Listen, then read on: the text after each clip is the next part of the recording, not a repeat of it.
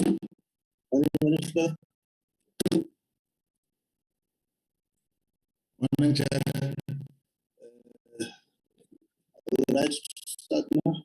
Yes, Chairperson. We still have some minutes. Excuse me, Chair? We still have some minutes. We can start now. We can start. Recording in progress. Good morning, honorable members,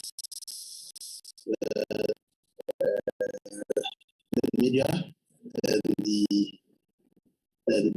management and leadership of the Department of Transport and its entity. Allow me to take this opportunity to form a chair, this is a meeting of the committee of transport, the select committee and the portfolio committee, to receive briefing from the Department of Transport and fund on its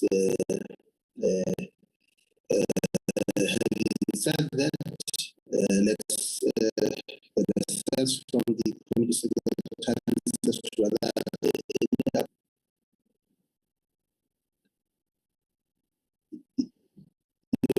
you are muted. Sorry, Chair. My apology. From the select committee, apologies that we've received. It's apology for Honorable Dango.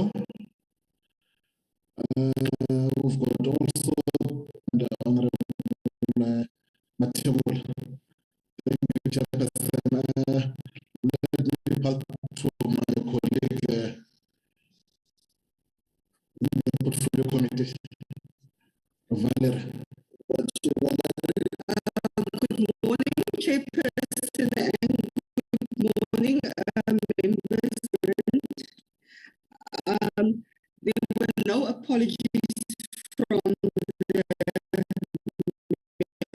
person. Can I just add that Mr. Zwane has rejoined the meeting now? We've just admitted. Thank you.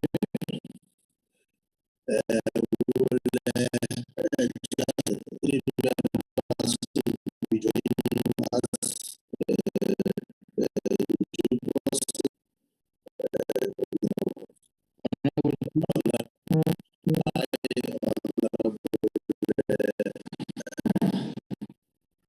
Honorable Chair. Yes. I'm struggling. There's KP I'm struggling here. My network is bad. Sometimes I can be out from the meeting. I don't know when, but my network is struggling. It is noted. It is noted. What we will then do, check with the committee chair. Chair, thank you very much. I do want to say that your opening remarks have actually sufficiently covered the purpose of today, because this is run as a joint meeting. Thank you very much.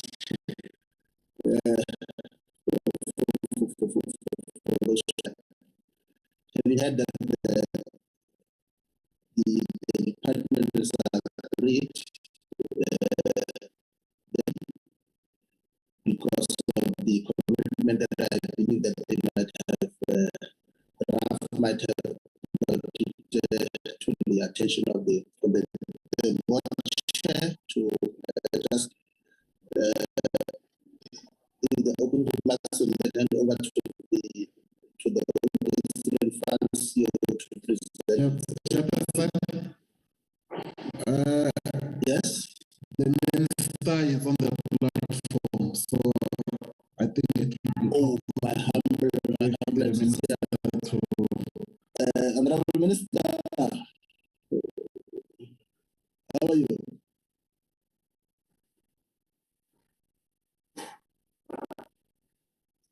Can you give over to the Honorable Minister to do the opening remarks?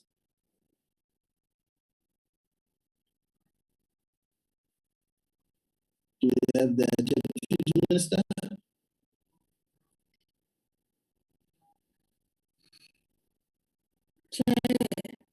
I am around, but the minister is linked. I don't know whether there's a problem.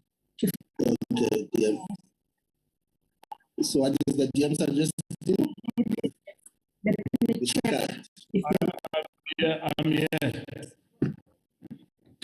The Honorable Minister. The problem is I attend too many meetings, so I was in the cabinet committee, so we had to do. Minister, let me hand it over to you for the opening remarks.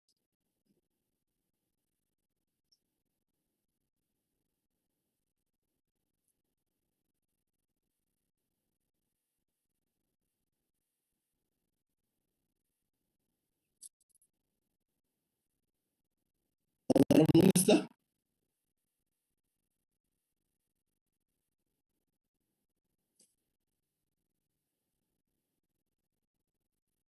The DM. Yeah, the minister is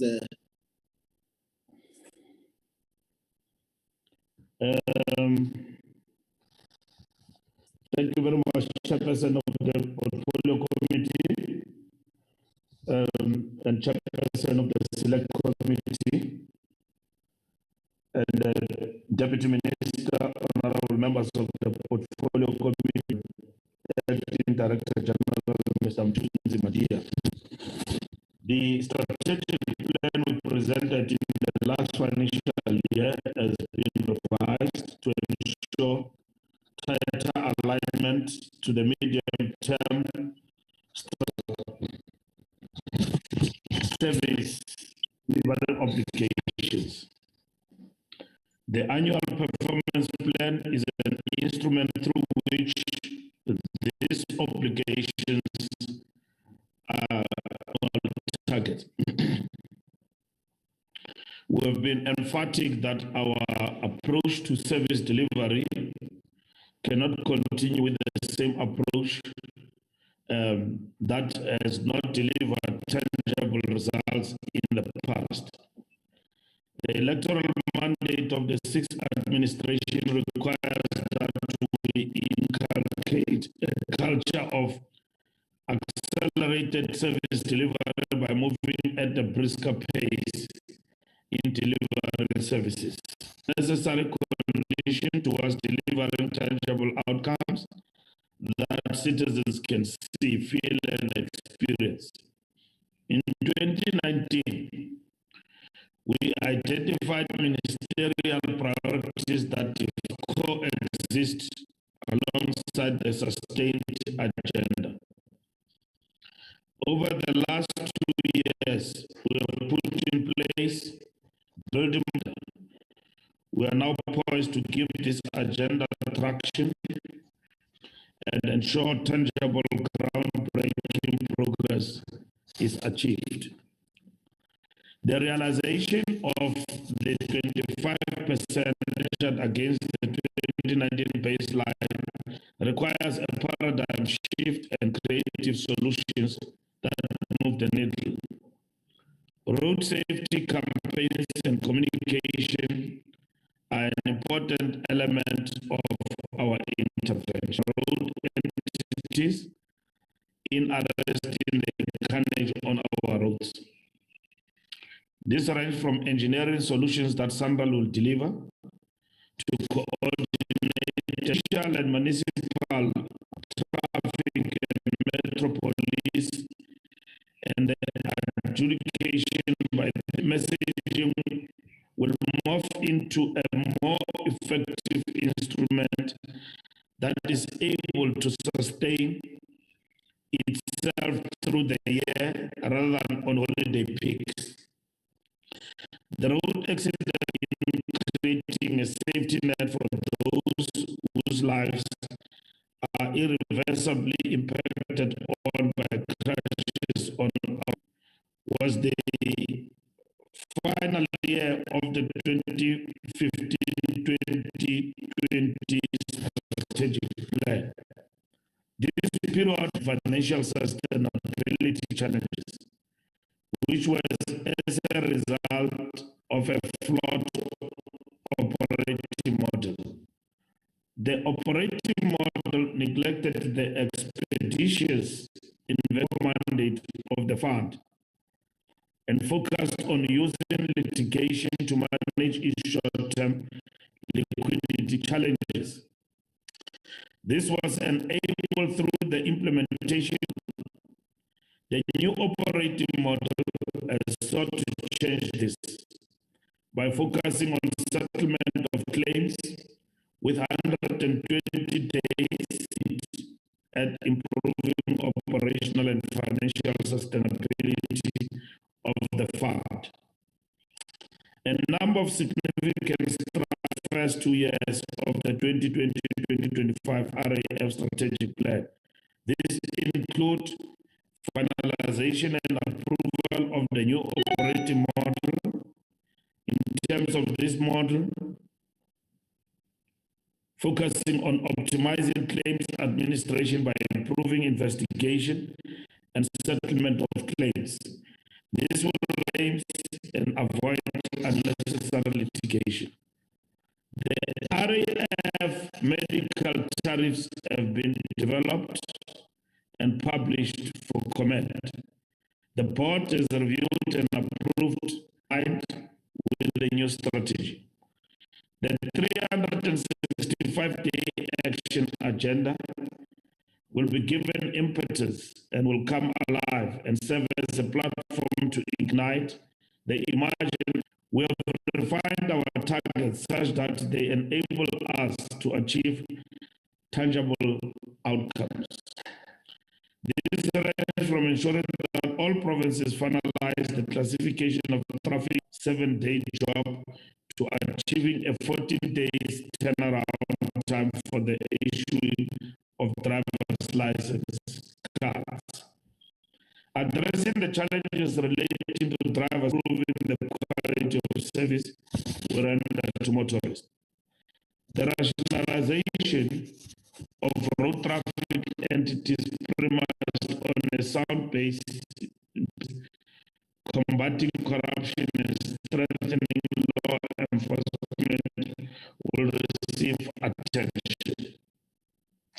In the same card, with a new card that meets international standards will get underway once cabinet procurement of new equipment as we decommission the current machine that has been in operation since 1998.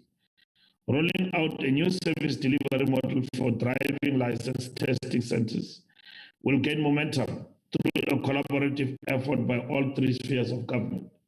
The state of repair of the provincial and municipal road networks remains a source of serious concern.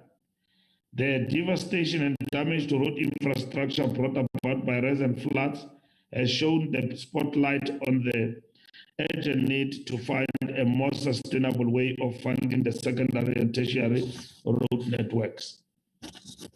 While the provincial road maintenance grant augments the funding provided by provinces through their equitable share allocation, this remains a far cry as the current backlog. Through the Siamba Sonke program, we have identified creative ways to support provinces and tackle rural roads using alternative technologies such as block paving. This year, we will be establishing a project management unit that will provide support to provinces to tackle the road construction and maintenance backlog and serve as a repository of project management expertise. Through this unit, we will ensure that funding is utilized for its intended purpose and that projects are delivered on time at reasonable cost. The quality of public transport services has an immediate impact on the citizens as it touches the daily lives of millions of South Africans who rely on it for their livelihood. Giving effect to the white paper vision of an efficient, affordable, safe, and reliable public transport system can only be realized through systematic interventions that deliver tangible outcomes incrementally. We remain on course to implement the resolutions of the 2020 National Taxi Lekgotla. We will therefore ensure that the implementation of key interventions agreed with the industry will find prominence in our 2022-2023 annual performance plan. Igniting the taxi economy as a critical pillar of the sector's contribution to economic reconstruction and recovery will be tackled at a brisker pace. This is a critical driver of our economic interventions that will accelerate the formalization of the industry. We're committed to reimagine the taxi recapitalization program and position it as an enabler of economic participation and unlocking the taxi economy. Our strategic plan emphasizes the implementation of the integrated public transport networks that enable a seamless movement of public transport users across modes. The user experience will be enhanced by the rollout of a cashless fare system and integrated ticketing. In 2020-2021, the cities of Umsunduzi, Mbombela, and Buffalo were suspended from the grant due to years of slow implementation and lack of technical capacity. It is in the interest of citizens in these cities that we work tirelessly to get these cities back onto the program. We'll mobilize technical capacities to address the challenges that led them to being removed from the IPTN grant and assist them in meeting the conditions imposed by the National Treasury for their readmission. In order to obviate a recurrence of this situation, we have tightened our monitoring of the use of conditional grants by provinces and municipalities, such that we are able to directly intervene when a city or a province fails to implement an executive obligation. The infrastructure build program remains critical to economic recovery and growing the transport sector's contribution to the GDP. Tangible progress in this program will be given impetus by the public transport funding model, which also takes due regard of the infrastructure requirements to enable mobility across all modes. A key tenet of the funding model is a new subsidy policy that acknowledges the role of taxi industry in the public transport system. We remain on course with the task of returning to service the 10 priority commuter rail corridors, which we committed to restore by the end of this calendar year. In building technical capacity for entities such as PRASA to tackle its capital program more efficiently, we have committed to creating a platform that will enable our entities to share technical and engineering capabilities and expertise. Transport is one of the main contributors to greenhouse gases and is expected to play a key role in advancing interventions that not only seek to reduce greenhouse gas emissions, but to also protect the environment. The movement of bulk freight on the road not only increase emissions, but also damage the road's infrastructure and significantly reduce their economic life. While the volume of cargo by rail has declined in the last year, we will work with the industry to find creative solutions that will enable us to effect a meaningful migration of significant volumes of cargo from road to rail. The revised strategic plan and annual performance plan for 2022-2023 of the department have been aligned to the National Development Plan, the medium-term strategic framework, and the performance agreement I signed with the President. This alignment was achieved through creation of a line of sight between the department, our SOEs, and provinces in terms of delivery of outcomes, outputs, and targets. To that effect, consolidated indicators with which the department tracks selected performance of SOEs and provinces are included in the plans and will be reported on every quarter. In conclusion, I am confident that the implementation of the revised strategic plan 2022-23 APP will serve to entrench the transformation journey of the sector. In relation to the RAF, I have no doubt that the biggest beneficiary of transformation of RAF will be the thousands of claimants who fall victim to motor vehicle accidents on our roads. With your permission, Chairperson, the Acting Director General will lead the presentation on the revised Strat Plan 2020-2025 and the Annual Performance Plan for 2022-2023. I thank you. Thank you, Honorable Minister, for the overview in terms of changes that took place since we last met, particularly with regard to the issue around redistribution of infrastructure, movement of cargo from road to rail, the road accident fund, progress made around that. We at least we get a sense in terms of where we are going. Without any waste of time, let me then hand over to the acting DG. It was brought to my attention, but I'm in your hands, acting DG, in terms of the sequence of presentation. Over to you.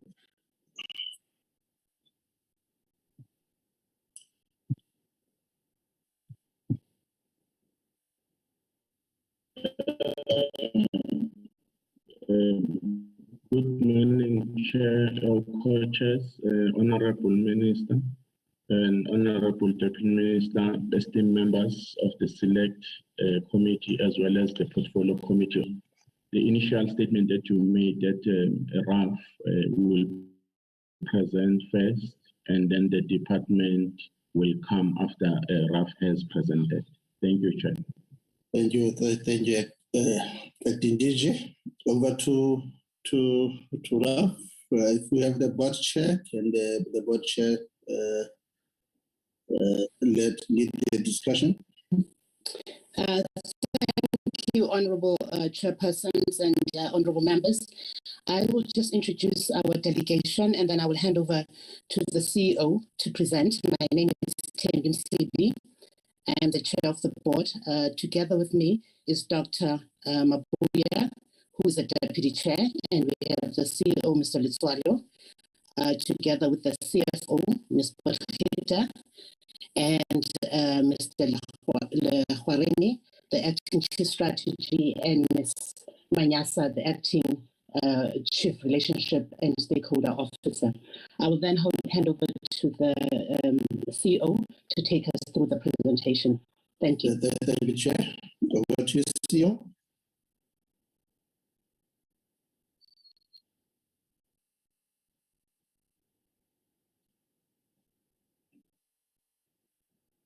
Do we have the CEO live?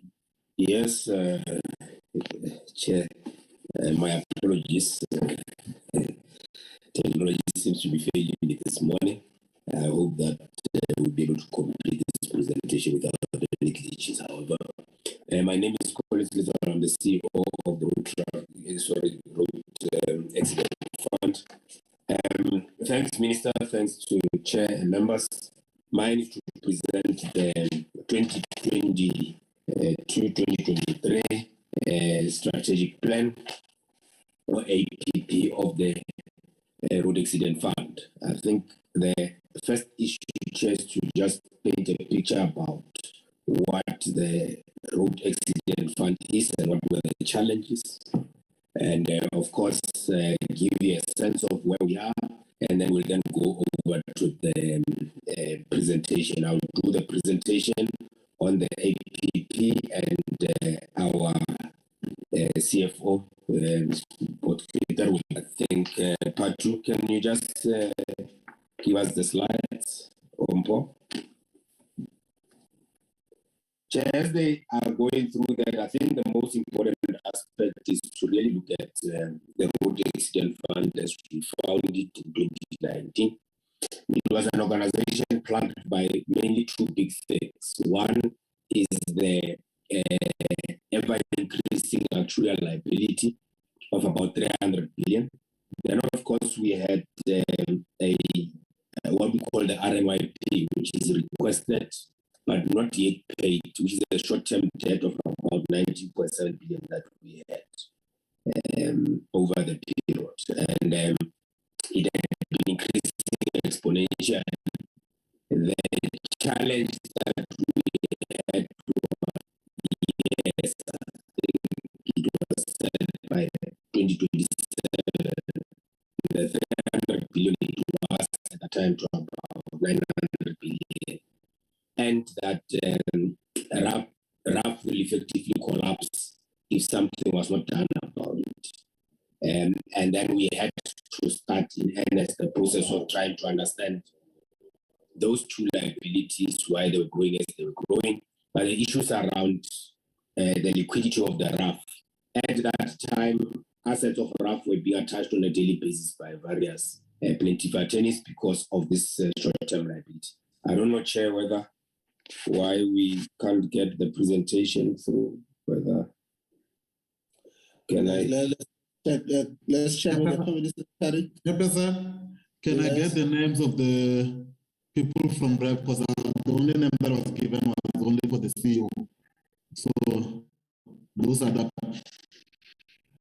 officials so that I can grant presentation right quickly. It's Omanyasha and Patul Kwaren.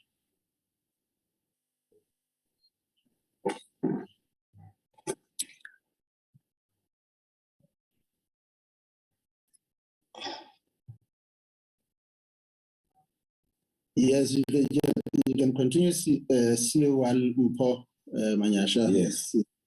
Yes, and yes, we looked at the costs. What we picked up, Chair, was that at that point, we had about 43 billion that we collect each and every year. And the amount that was paid to claimant was only 26 billion out of that 43 billion. The 17 billion actually went to what is called administrative costs. Administrative costs are costs associated with actually paying out the compensation as expected in Section 3 of our Act to claimants. 10.6 billion of the 17 billion, Chair, went to lawyers in terms of legal costs. And of course, there were big amounts, like 180 million of that in every year as part of the 17 billion was going to actuarial services, which just merely calculated our loss of support and loss of earnings. And of course, we had about 200 million a year on assessor costs. So these are people that would go and find out whether the accident has happened. No investigations were being done. One of the biggest issues that we had was that in terms of Section 22 as well, there's an expectation that once an accident happens, then the driver or the owner of the motor vehicle was supposed to report within 14 days to RAF on that, to say, I have had an accident in my car. This were the people involved either injured or killed as a result. And that was supposed to come to RAF. I must hasten to add, Chair, that nothing really came forward regarding that Section 22. So there was no adherence to that. Consequently, we faced issues around corruption simply because a person could actually slip and fall in their kitchen and they would claim from RAF simply because there was nothing. There's no nexus between whether that was as a result of an accident or not, and that was supposed to come from the drivers and the owners. So, Chair, we had that as an issue, and the simple marching orders from the minister were that go and make sure that you reduce that liability, investigate that liability, find out what's going on in that liability, investigate the liability, but also in the process, just make sure that you deal with the issue of the short-term liability. We were faced with a thing called day zero, meaning the day on which our attachments were going to be equivalent to the money we get from the fuel levy, which was 3.6 billion. At the time we started this process, we had this amount at 1.7 billion. And that for us was a concern that we had to also deal with. A couple of things that emerged out of that was that we then formulated the strategic plan that we would see how we deal with it. So the long and short of it, Chair, I'll take this presentation as a read, but I'll just touch on the salient points of it. We just want to give you a socio-economic impact of RAF. We dispense, in the past financial year, we dispensed about 48 billion out there, which we collected over the period, and 10.5 billion we spent on what is called general damages. And of course, we spent about 446 million on medical expenses over that period. But what you can see is that we have paid about 34.2 billion in terms of these personal claims that people are claiming. So the long and short of it is that the RAF's contribution to the socio-economic impact of South Africa runs about 48 billion a year, which is something that we are managing. But simply, Chair, there is also no nexus between the levy that one pays and the amount of cover that we provide for that person should he be involved in an accident that would lead to an injury where people are injured. As a consequence of that, we always had monies that we were paying out more than what we are receiving. Of course, there are issues of efficiencies, as I said.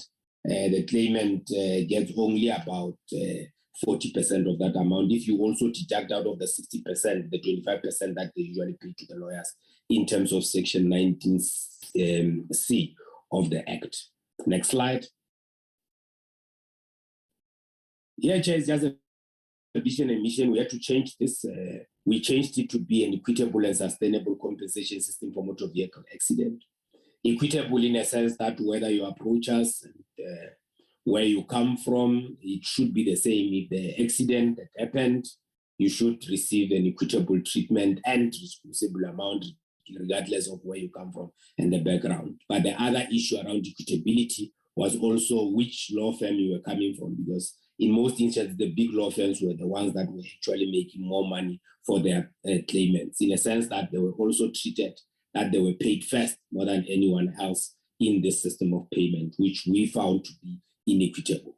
And of course, sustainable in a sense that we should continue to pay what you require. We must not overpay. We must not underpay you depending on circumstances. And that this sustainable issue was also the issue around the liquidity and being able to match that. Here, Chair, we have a problem of asset and liability mismatch in a sense that we receive our money on an annuity basis, which is each and every month from the fuel levy. However, we pay monies out in lump sums, which may well cover a situation where someone gets injured at 40 and we pay them the lump sum that will cover them from the age of 40 until retirement age of 65, which to us remained a problem, and it's something that we must deal with. This, Chair, also is perpetuated by provisions of the Act in terms of Section 17(4)(b), which says that we are allowed to pay in installment, but it then says as agreed upon. The lawyers never agreed with us to actually be paying in installments, and we know from the background that we have that most of these people will actually get paid the money, but they would actually spend this money within 2 years of receiving it, coming back to the social net after that, and then claiming money from SASSA and other institutions of the state. So we want to make sure that sustainable compensation system for motor vehicles it becomes the vision of what we want to see. Then our mission is to provide appropriate benefits. We are saying appropriate benefits, Chair, because we still believe very strongly that general damages is not appropriate for the circumstances. If you have been paid loss of support or loss of earnings, or you have been reimbursed your medical costs, we don't understand why there's still a thing called general damages that was supposed to have been dealt with in 2008, but it looks like that part of the amendments did not help much if you look at the amount of money that we are still paying in terms of general damages. It is an area where most of the time we struggle to settle because it's not very clear what we are paying for in that regard. So for qualifying road users, meaning people that got injured on roads and not people that would have been assaulted and all that from the corruption that we see in the space. But the most important aspect that the ministers also referred to is the support of safe use of our roads. We think that we need to get more involved in that area of safe road usage to ensure that our people are safe so they don't have to claim from the scheme. Now, we buttress this on the basis of what we call our core values. We know that we are the most defrauded system in the whole of South Africa, if not one of the most defrauded systems in the whole of the world. We then say integrity needs to be something that we pride ourselves with, because for people to defraud us most of the time, they work with ourselves within, or some of us within the Road Accident Fund. So integrity is one of the main key pillars of our core values that we want to espouse as we move with this vision and mission. Compassion, we must treat our people with compassion. The people that come to us is because they want help, and as a consequence, we must make sure that we express that compassion. Accountability, we must continue to be accountable in what we do and treat all people with respect. And of course, in the process, make sure that we do all this with excellence. And you see, Chair, as we go and present what we have done so far. Next slide. I want to try to move quickly, Chair, because some of this I have already alluded to, and I'll take the presentation as read. Next slide. Here, just Chair, we are just indicating what we were dealing with, and a runaway liability. If you look at 2008-9, we're sitting below 50 billion of the actuarial liability, and of course, over this period, you would see that, Chair, it increased to above 300 billion when we got this. And for us and the minister, that was a worrisome thing, that there's exponential growth as you see it. And you'd see that this projection was actually going to increase. We'll show you what we are seeing in the other outlying years. But you'd see that this amount has been growing over a period from 42.5 billion to about 315.8 billion in 1920. And this is the situation that we found. And the view was that there must be something that is done out of this. Otherwise, this will actually collapse the whole fiscus of South Africa, because we tended to be known as the biggest liability after ESCOM. And for the department and South Africa, it was not going to be, it was a lying giant that was going to collapse us at some point. So something was supposed to be done. The next slide.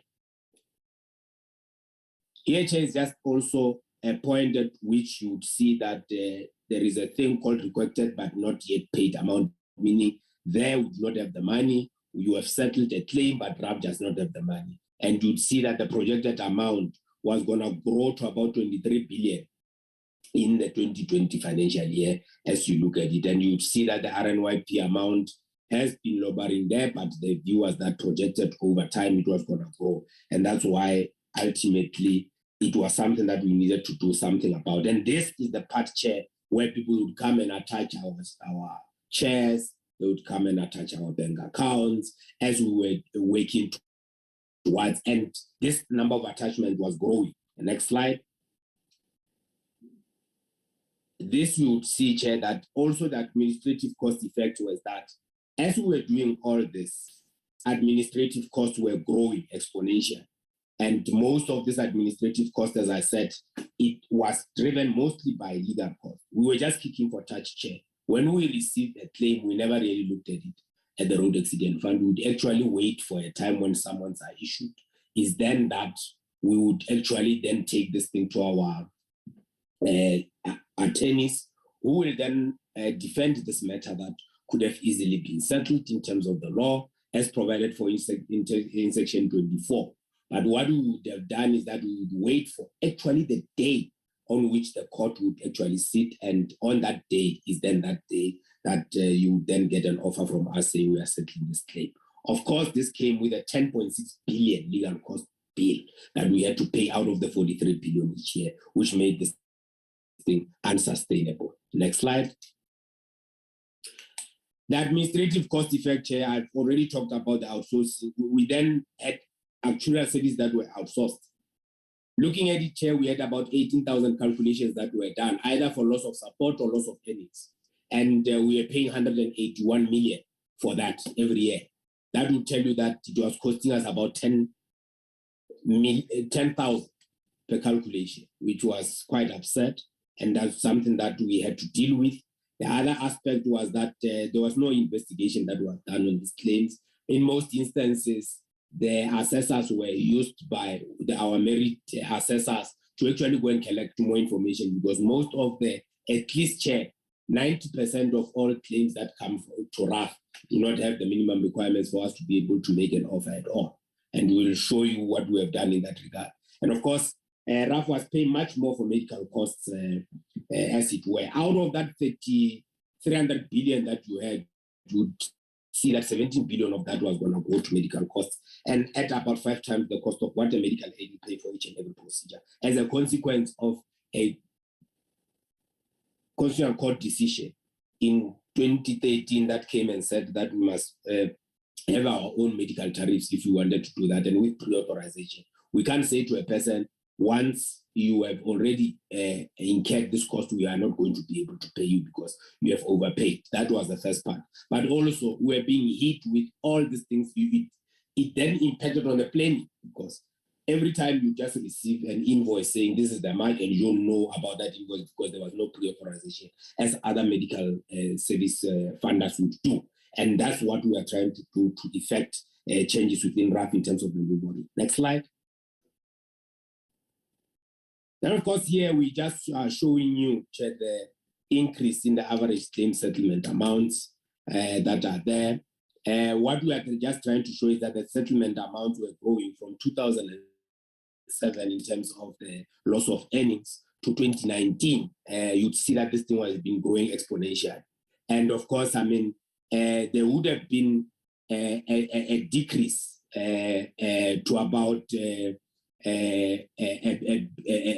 just over $1 billion there, simply because of what we call the effect of COVID, where because we are running a manual system, a lot of things have not been brought through, and you would see it in the numbers of each and every institution we had that going forward. But the trend has been going up, and that trend is back to where it was. But except that, we are now starting to see average amounts coming down as we start to investigate these claims going forward. Next slide.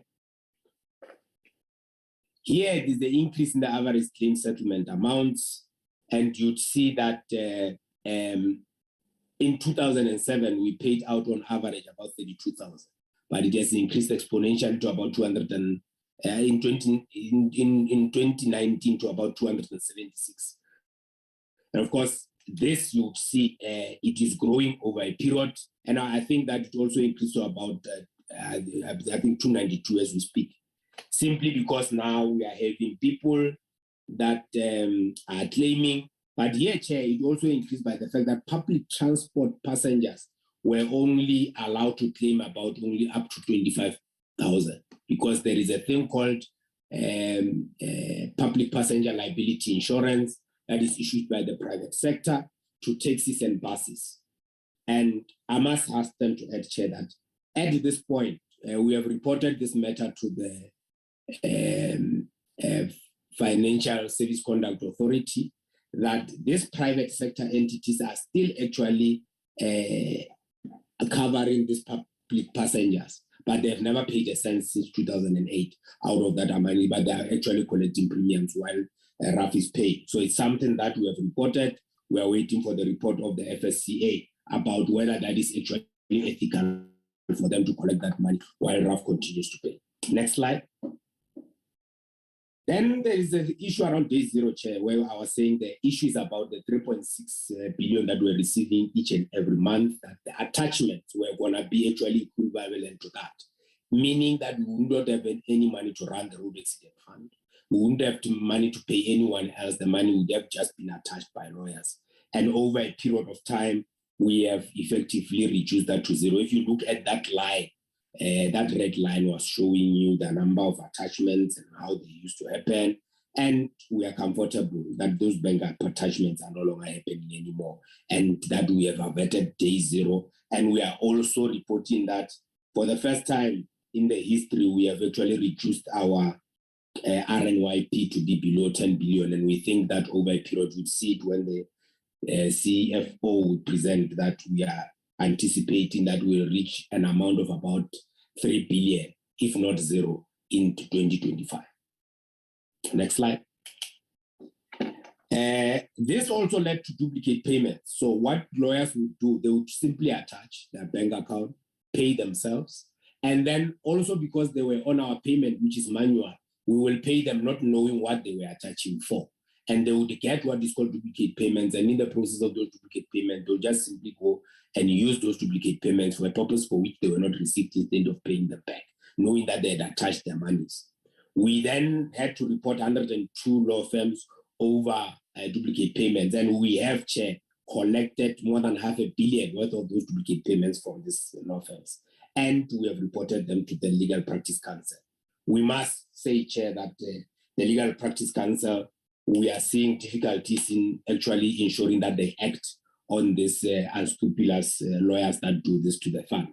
And we continue to go back to reconcile. And there's still some other people that owe us. Of course, others have already paid us back this money, but there are still some couple of law firms that still owe us this money as we proceed. So it's something that we are also working on to make sure that they actually pay back this money that they have taken from the fund. Next slide. This is just an equitable payment strategy that we found. At that point, we had things called allocated payments. As we said, most of them were big law firms that would get monies. Not that it has changed in any event, but the figures have now reduced because now we are paying the oldest claim first. They are not depending on which law firm it comes from. And you'd see there the top 20 law firms that were paid, either for capital or for cost. This will be released each and every quarter just to show South Africans what we are paying out as the road accident. Of course, our payment strategy is no longer based on fixed allocations, and it's no longer skewed to that big law firms because those big law firms themselves had apportioned the money to themselves, and I think it was because they were able to attach our bank accounts. We also applied to the court to get the 45A suspension of all those so that everyone queues and then the queue is paid. And that helps us to also certify our liability to make sure that we pay the oldest debt first. Next slide. The insufficient information, as you said, Chair, we have insufficient information. If you look at this on the audit that we did on our backlog, for instance, you would see that in all regions, especially in the biggest region, in Mainland as well, you would see that of all the claims that we looked at, about 94,000 of them, or 106,000 of them that we have already audited so far in the backlog, only 8.82 have got all documents that we require to actually make an offer. But 89.26% is missing information, and the other one about 1.92% just doesn't have any information at all. The person will just put in a form with no supporting information. This, I must say, Chair, is against Section 24.4 of our Act that says that you should submit a claim with all its particulars, and if it's not submitted with all its particulars, then this claim is not a claim in terms of this Act. But we have not been actively dealing with that. We have not actively dealt with that. But the other part was also Section 22, Chair, where, as I said, within 14 days, a driver or an owner of a motor vehicle must make sure that they fill what is called a RAF 3 form. That it just says, informs RAF that there is an accident, and in that accident there are this many people that are injured, there are this many people that have died, and as a consequence expect that there may be a claim. So it's something that has not been done, and it's something that we are making sure that it needs to be done so that we avoid the issue of corruption as well. Next slide. Here is just the direct claim strategy that we embarked upon. And this direct claim strategy, Chair, was going against Section 19C and making it difficult in terms of Section 24(6) for people to actually bring claims. And much more of this, Chair, as well, were claims that did not have information. So we collected a lot of claims that did not have enough information ourselves as the RAF. And that's why our direct claim strategy had to change to give effect to what the law says and making sure that we give the claimant the amounts that they deserve under the circumstances, but also that the claimant claims, knowing very well that he must be advised properly and all that, and that the RAF system as it sits does not actually support this direct claims effort that we're doing. And we have got a lot of claims that are sitting in a system, consequently, that are dormant. We are trying to get those people, we can't get to them. And in the main, is because the information is missing for us to even make an offer on those direct claims. Next slide. There's an issue around the tax refund that we are engaging South African Revenue Services on. In terms of the Section 16(1)(a) of the RAF Act, we are exempt from taxation, any form of taxation, and we have actually been talking to the SARS about the 12.6 billion that historically was due to us, because we are saying that that provision of the RAF Act must come into action, and it says we shall be refunded all taxation that we have been paid. So that's one aspect that we engage in the SARS on as well. Next slide. There are other challenges, of course, where issues around instability, where RAF had operated with an interim board for a very long time, and an acting chief executive officer and executives for a very long time. And we had an unsustainable model, as we say, that there's no nexus between the revenue and the benefits that we offer, consequently, and of course, the asset liability mismatch that led to liquidity problems that we were facing at the time. And of course, we operate a very manually based model that works on physical documents. And of course, you see it even with the advent of COVID, that we suffered the most, and most entities would suffer simply because even Section 24, which, Chair, in our view, was supposed to have been a regulation instead of it being hard-coded in the legislation, because it talks about procedures. It means that if we are to change a procedure, we must actually come back to Parliament, which is creating an issue for us as we are trying to navigate this space. It's something that we think that Parliament should help us to ensure that those amendments come through so that we see the benefits of this new model properly. Next slide.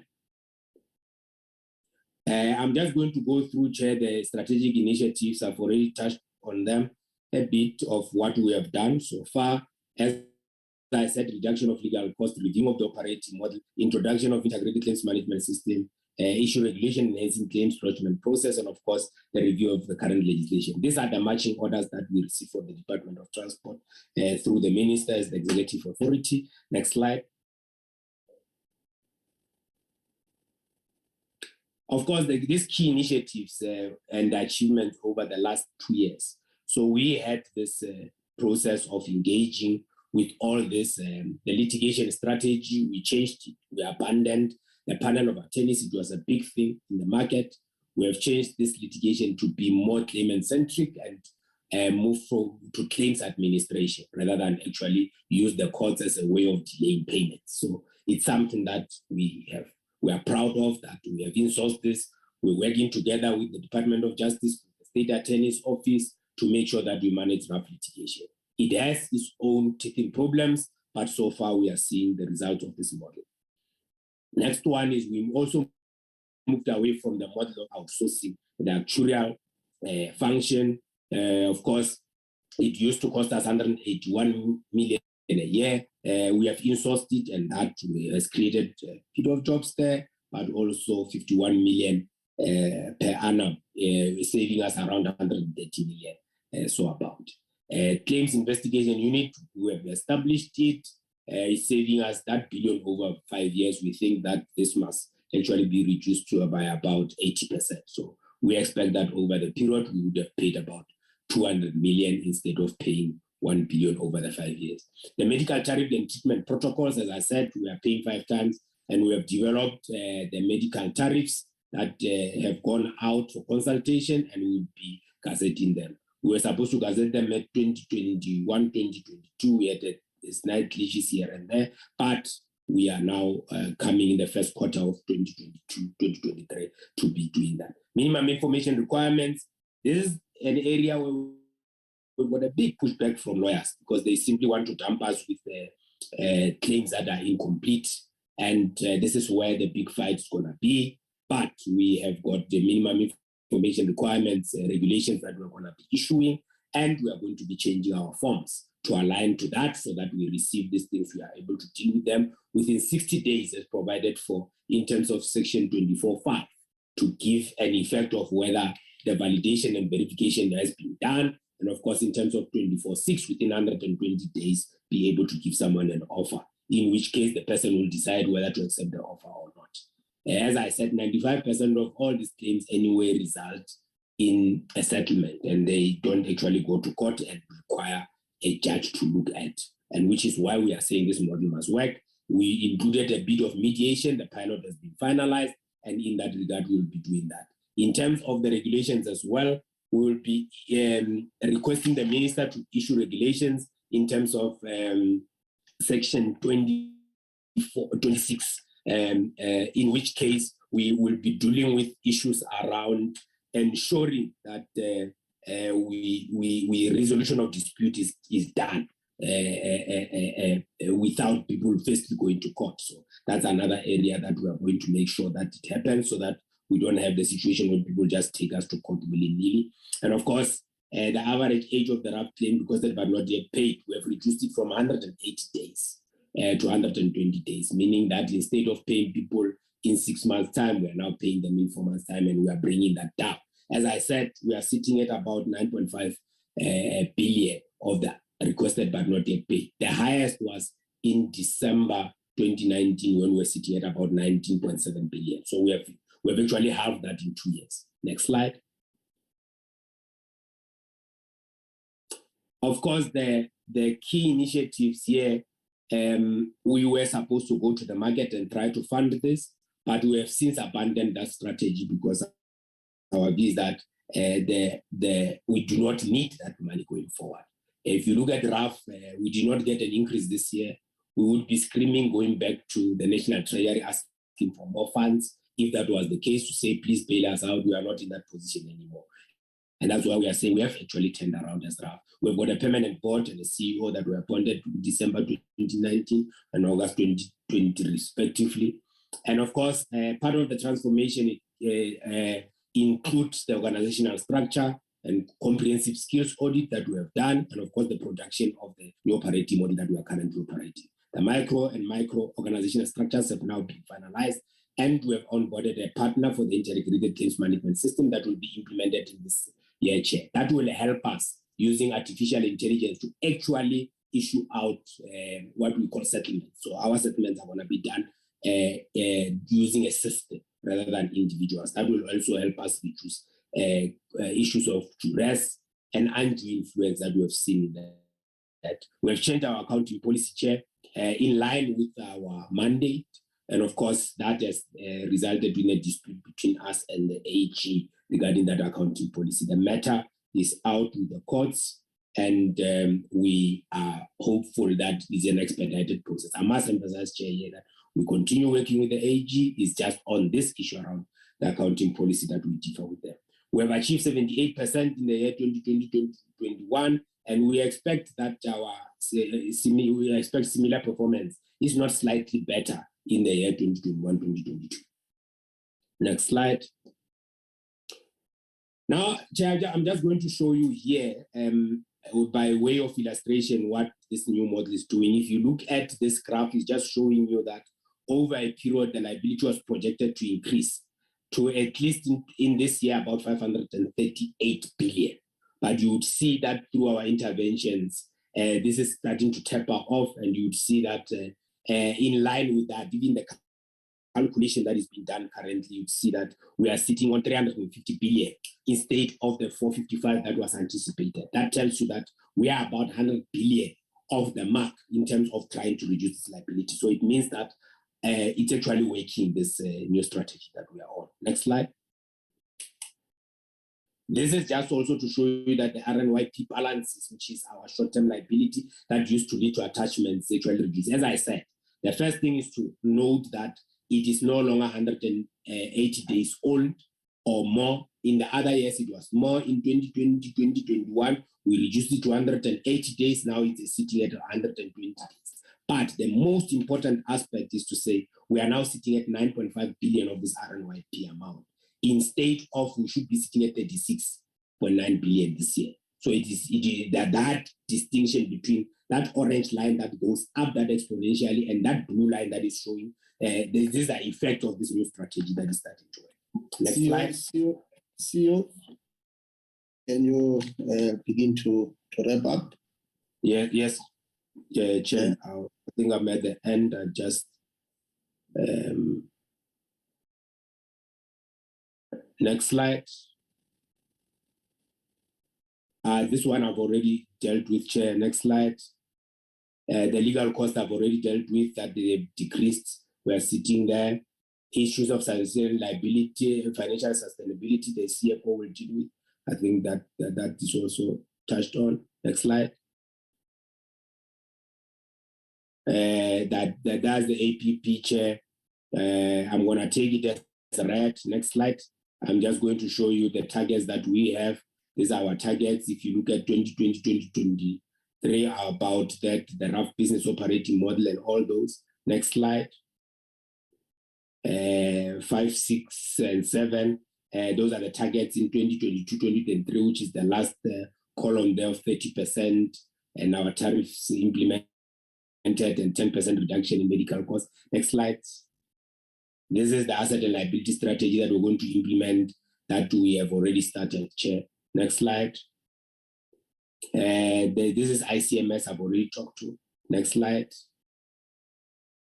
This is just on the areas of governance where unqualified audits with no significant findings are there. Also around response to parliamentary questions and all that. This is just governance and issues around fraud and corruption and our targets there. Next slide.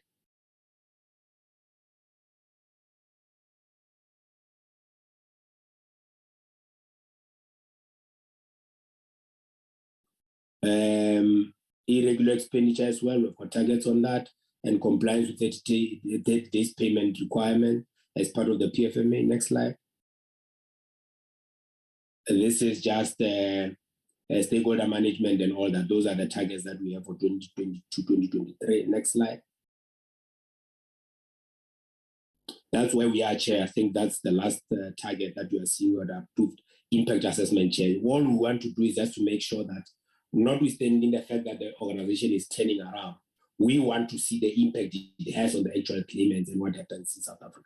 So I'm going to ask the CFO just to take you over the next 5 minutes on the budget. Thanks, Chair.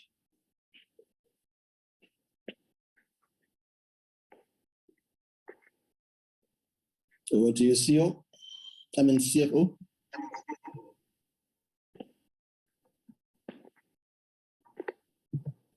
Good morning.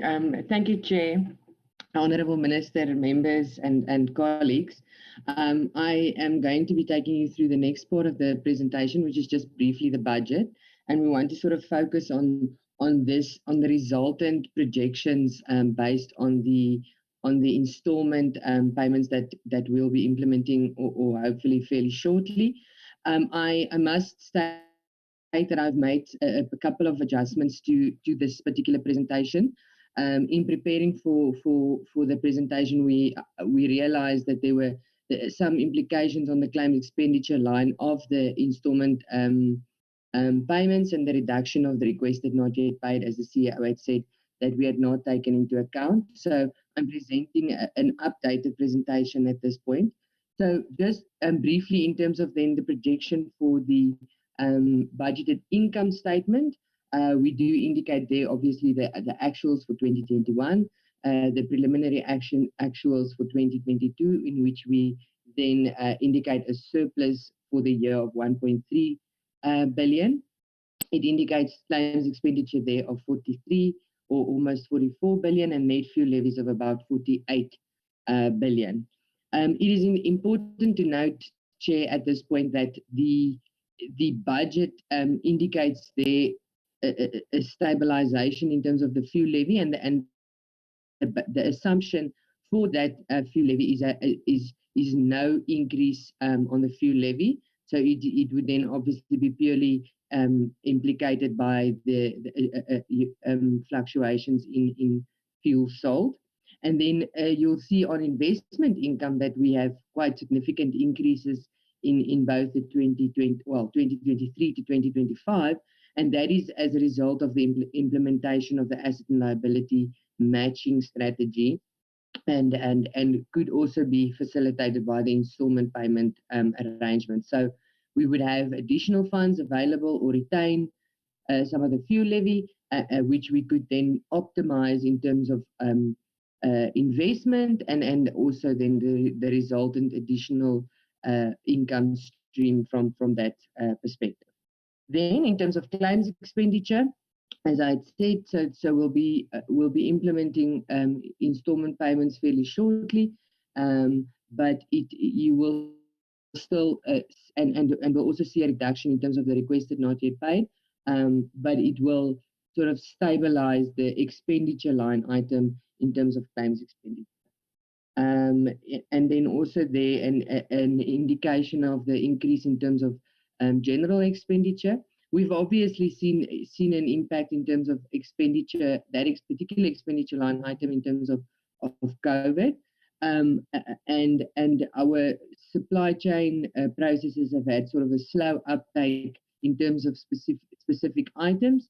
But as we move forward with the implementation of the strategy, we're hopeful that a lot of the key initiatives such as marketing and ICT expenditure in terms of the implementation of the integrated claims management system would see us spending a bit more in terms of expenditure or general expenses line item 2.3. Next slide.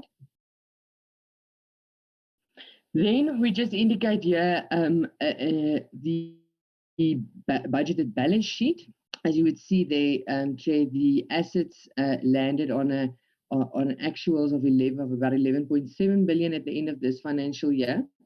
The slight reduction in current assets, as you would see, there would be a reduction in the cash on hand, so the cash balances, as we move towards, obviously, as the CEO said, getting our requested not yet paid to below 10 billion and less than or 120 days. That current asset is mainly made up of two balances, and that is cash on hand or call account balances, as well as the net fuel levy receivable. So we receive our fuel levies about 2.5 months after. So the current receivable from SARS would then be included as part of that current asset balance. And you will see then, the Chair, that in terms of the implementation of the asset and liability matching, the implementation of the installment payments, it would see a material impact in terms of the cash on hand and the investments balance. And you then see that sort of increase from 2023 being 26 billion to 2025 being 73 billion, which would then be the retention of the fuel levies and being able to invest those funds appropriately and match them with liabilities as they become due. Then, in terms of item 2.1, which is current liabilities, and that is mainly made up of the claims liability, as well as a bit of trade creditors and others. So you see quite a significant increase in 2023 and then on towards 2025. But that is mainly as a result of the introduction of an additional element on the claims liability, being this installment liability that we then would have in terms of the claims liability. We currently only have what the CEO referred to as requested not yet paid, and then the portion of the social benefit liability, which we could reasonably estimate for recognition purposes. but we will be introducing that additional element as we move towards introducing installment payments. Next slide. As I said, I think that the most key impact in terms of the new strategy from a finance perspective would be the introduction of installment payments and the effect that it would have on the finances. And I would just like to briefly illustrate it by way of just an effect on the settlements in sort of current years. So we'll obviously we want to enhance our payment plan and our cash management and effectively manage cash and assets to ensure that we make them available when as and when it is required and as and when these liabilities settle and become available for payment. So if we look at on average, the RAF settles about 28.6 billion in terms of loss of income and general damages, and the average age of each of these claimants is about 39 years. So obviously, when we do these calculations, there's certain assumptions in terms of the retirement age and then the remaining number of years. So on average, we assume loss of income is paid until the retirement age of 65, and the remaining number of years is 26. So if we settle in terms of annuities over 26 years, we would only need about 1.1 billion per year for 1 year's worth of settlements, instead of the current 28.6 billion, which becomes payable as a lump sum. So as we settle then for that 39-year-old loss of income on that particular claim, we would have to, in any particular year, or for the group, pay about 28.6 billion for loss of income, whereas if we introduce installment payments, we would only be liable for 1.1 in the year, and with regards to that particular year. Obviously, it would be an annual payment, so it would be annualized, and we would also be able to perform mortality checks and to obviously stop payments as and when we are able to determine mortality or not. And then we also just indicate there that in terms of the closing balance as of 31st of March of requested not yet paid, 14.9 billion of 14.9 billion, about 11.8 billion of that balance is loss of income and general damages for compensation. So it does indicate that quite a material portion of the claims that we process and the values in our requested not yet paid, and therefore obviously our claims liability is made up of loss of income and general damages claims. So we would obviously be able to significantly reduce the cash required or the cash that needs to be available for the payments of these claims if we're able to settle them on an installment basis. And then lastly, we just indicate there if we were able to settle in terms of installments for the 11.8 billion that forms part of the requested or form part of the requested not yet paid as of 31st of March 2021, we would only have require about 562 million for payments in the 2020-2021 financial year, instead of the 11.8 billion, which is currently, or was at that point, currently considered overdue. So it just gives you a sort of an indication of the implications from a cash perspective if we were able to settle on an installment basis. Next slide.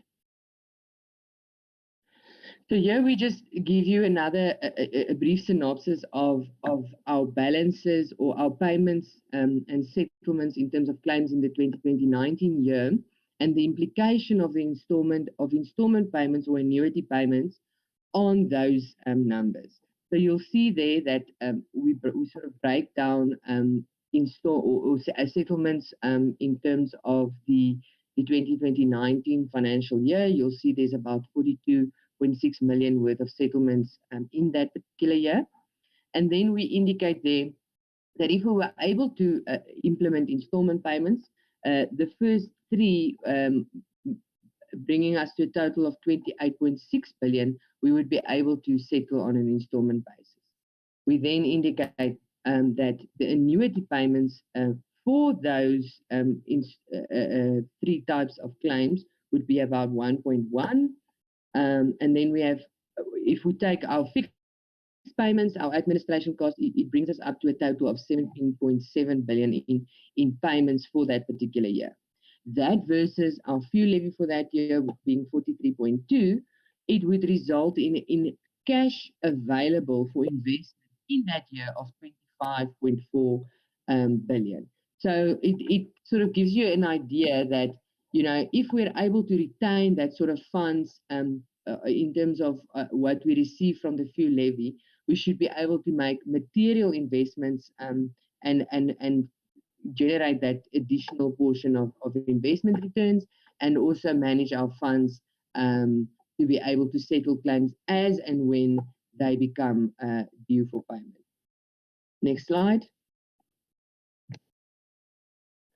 So here, what we're just trying to illustrate is obviously the average payments for these types of claims. For loss of earnings claims for minors obviously carry a higher average than obviously for the greater than 45-year-olds, because their life expectancy is quite a bit longer. But as the CEO had said, I mean, the considerations at that point is quite open, and it's very difficult for you to be able to determine at that point what the loss of earnings of that particular individual would be, and I mean, we've seen in the past that there's you know, a lot of, or in terms of the findings from a 2014 study that was performed, we see that there's a lot of overstatement in terms of these claims, and especially when it gets to the minor claims. So you'll see there that for sort of represented claims on between 0 to 15 years, the average payment is 1.6, and that then obviously versus a greater than 55 being 289,000, and then greater than 65, 547. Again, on the male side, it's again higher at that lower level. So there's a greater possibility for overstatement for these minor claims, and that was the outcome of this 2014 research, where you can see then from if for the age of the accident is less than 20 years, the expected percentage for overstatement is about 50%, and so it moves down the higher the age of at the time of the accident is, with 0% between 45 and 65. So there's quite a bit of focus in terms of the assessment of these claims, and that the CEO has said we've introduced an in-house actuarial function to assess these claims. Next slide.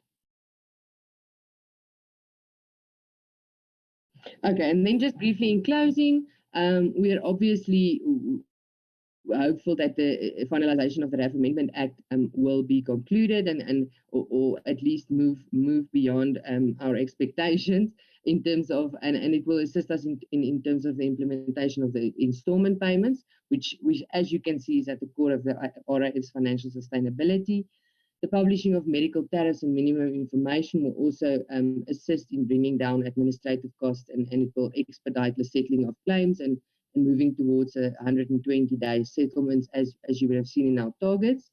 From a governance perspective, the RAF board has been stable for about 2 years. The board is now in its final term, and their contracts will be coming to an end at sort of the end of this calendar year. But we're hopeful that we could have some continuance in terms of that board, so that we're able to continue in terms of this 2025 strategic plan and have the necessary support that we require. And also with achieving the clean audit in 1920, we're obviously hopeful that the speedy resolution of this litigation with the AGSA could be concluded fairly shortly, because it is critical and crucial to ensuring the implementation of the strategy. And that brings me to the end of the presentation. Thank you so much, Chair. Thank you, CFO and the CEO for that presentation. Let's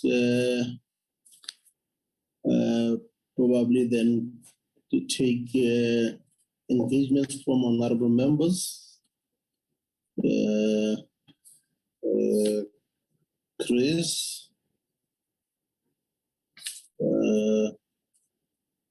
I've noted Honorable Chris Hasinga.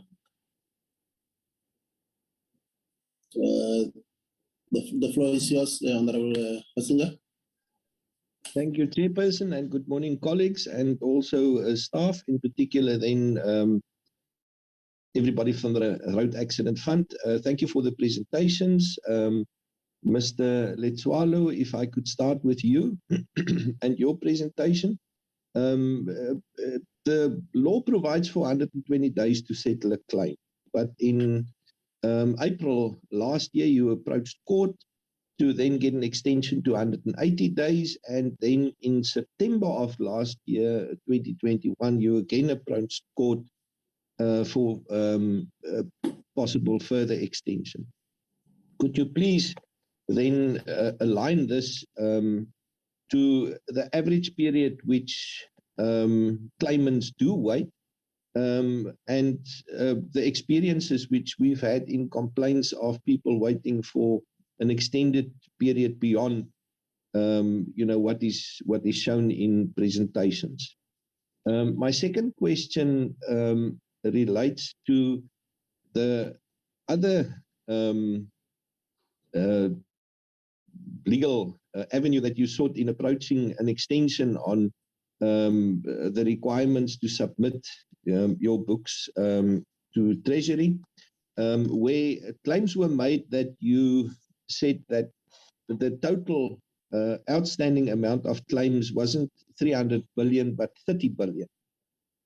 Could you verify that? Could you give us more content? Because certainly what we've seen here today rather suggests closer to 300 billion outstanding claims rather than 30 billion. So if you could just allude and expand on that impression that was conveyed. The third question deals with the direct claims, and then in particular section 19C, where the Road Accident Fund invited as a strategy and as a marketing exercise direct claims. The Road Accident Fund, especially through your predecessor, invited claims, and now it seems that there is a new direction by you in terms of realizing what the law says. My concern is what happens to those claims now, because certainly there must be a lot of claims somewhere that have run out of the claim consideration period. So how are you dealing with those claims that assumingly are now stacked somewhere and not being addressed? My fourth question then is about defending the contested claims and the 10.6 billion rand in legal cost, and which you so adequately put that it's often a matter of kicking for touch, in that all claims are simply defended from the onset. What is the average period of settlement currently, and how are you intending to improve this? Because we still sit with as you put it, the problem which we must deal with, which then alludes to amendments to the current act. And you know that I've been in contact with you, and that there are people and specialists within the sector able and willing to submit such proposals, which they claim can save up to 20 to 25% of the current financial structure and formation. Would you be willing to allow these submissions to assist in stopping the bleeding with the Road Accident Fund? My eyebrows raised, Mr. Letswalo, when you mentioned that the Road Accident Fund should get involved in road safety. I would suggest that that is the last thing that the Road Accident Fund should get involved in. The RTMC and the RTIA are the two entities involved in that, as you would know. And I think it's adequate that they struggle with this. We don't need a further entity to also struggle with this. Then something in a more operational sense, Mr. Letswalo, I understand that about 30 staff members at the Menlyn branch, Road Accident Fund branch, have been suspended for more than a year now, fully paid, fully salaries, all benefits paid. What are the circumstances? How can you have close to a whole office, 30 staff members in suspension with full benefits without any progress in settlement on this? Thank you, Chairperson. Those are my questions. And I do not have anything on the financial side. Thank you very much. Thank you, Honorable Asinja. Any further questions from honorable members? Just one from my side. The first one relates to the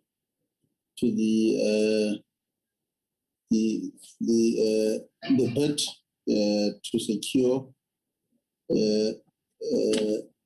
legal services that will help the fund with the in-house attorneys. When do we expect closure on this? Because on 2 to 3 occasions it was advertised and then withdrawn. The second one relates to the matter of the tension between the AG and the fund. Just a clarity in terms of how far is this process, so that at least we are able to satisfy ourselves in terms of the closure on this matter. And then the third one, the new policy and the new strategy, has it been the subject matter of litigation, which I suspect in most cases the issue will be the rationality of the decisions to dispense with the panel of attorneys, as you've alluded to. I've noted Honorable Batasa.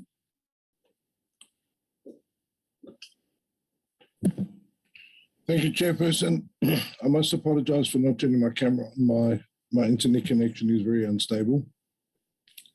Chair, just 2 questions. In consultation some time ago with the medical fraternity, the issue was raised in relation to RAF claims about certain prescribed limits being placed on certain injuries that are claimed for by claimants to the RAF. In that the system is open to abuse by attorneys in the private sector who can go out of their way to claim excessive amounts and reap the benefit by claiming from the claimants a what's known as a contingency fee, a percentage of the amount that the successful claim was, which can lead to the situation of attorneys becoming very wealthy, but the claimants ending up with very little as a result. So is the RAF considering that in terms of new legislation to place limits on that? And that's the first question. And the second question, I've been through the budget documents, and what I don't seem to see is an amount allocated to a pet project of mine, which is the digitization of the driver's licenses.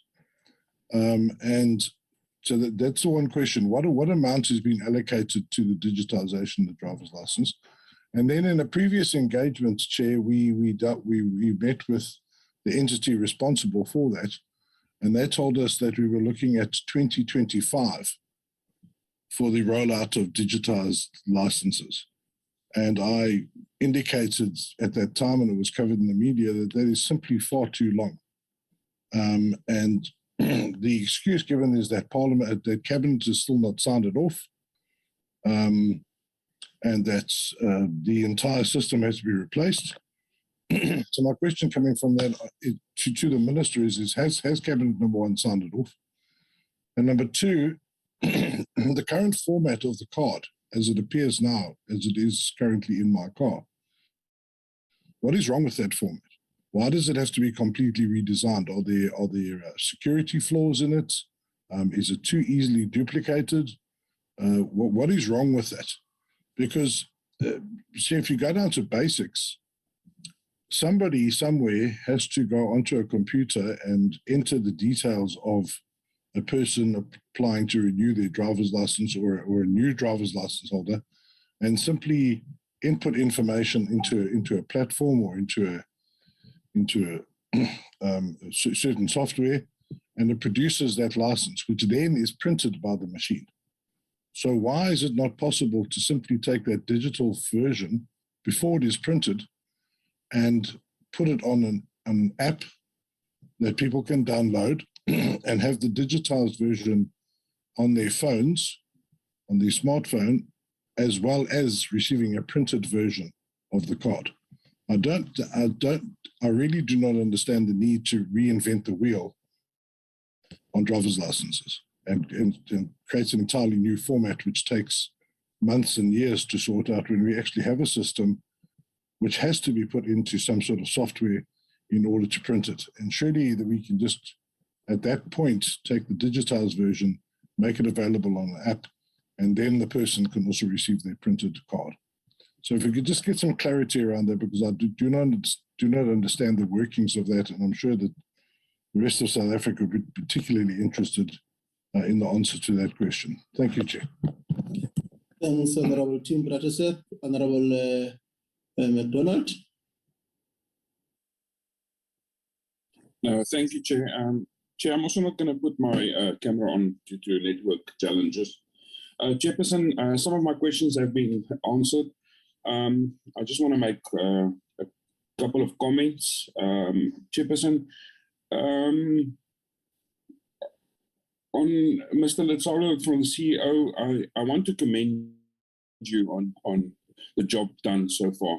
You've taken an entity that was about to implode financially, and you've done a great job in stabilizing the entity that was bleeding.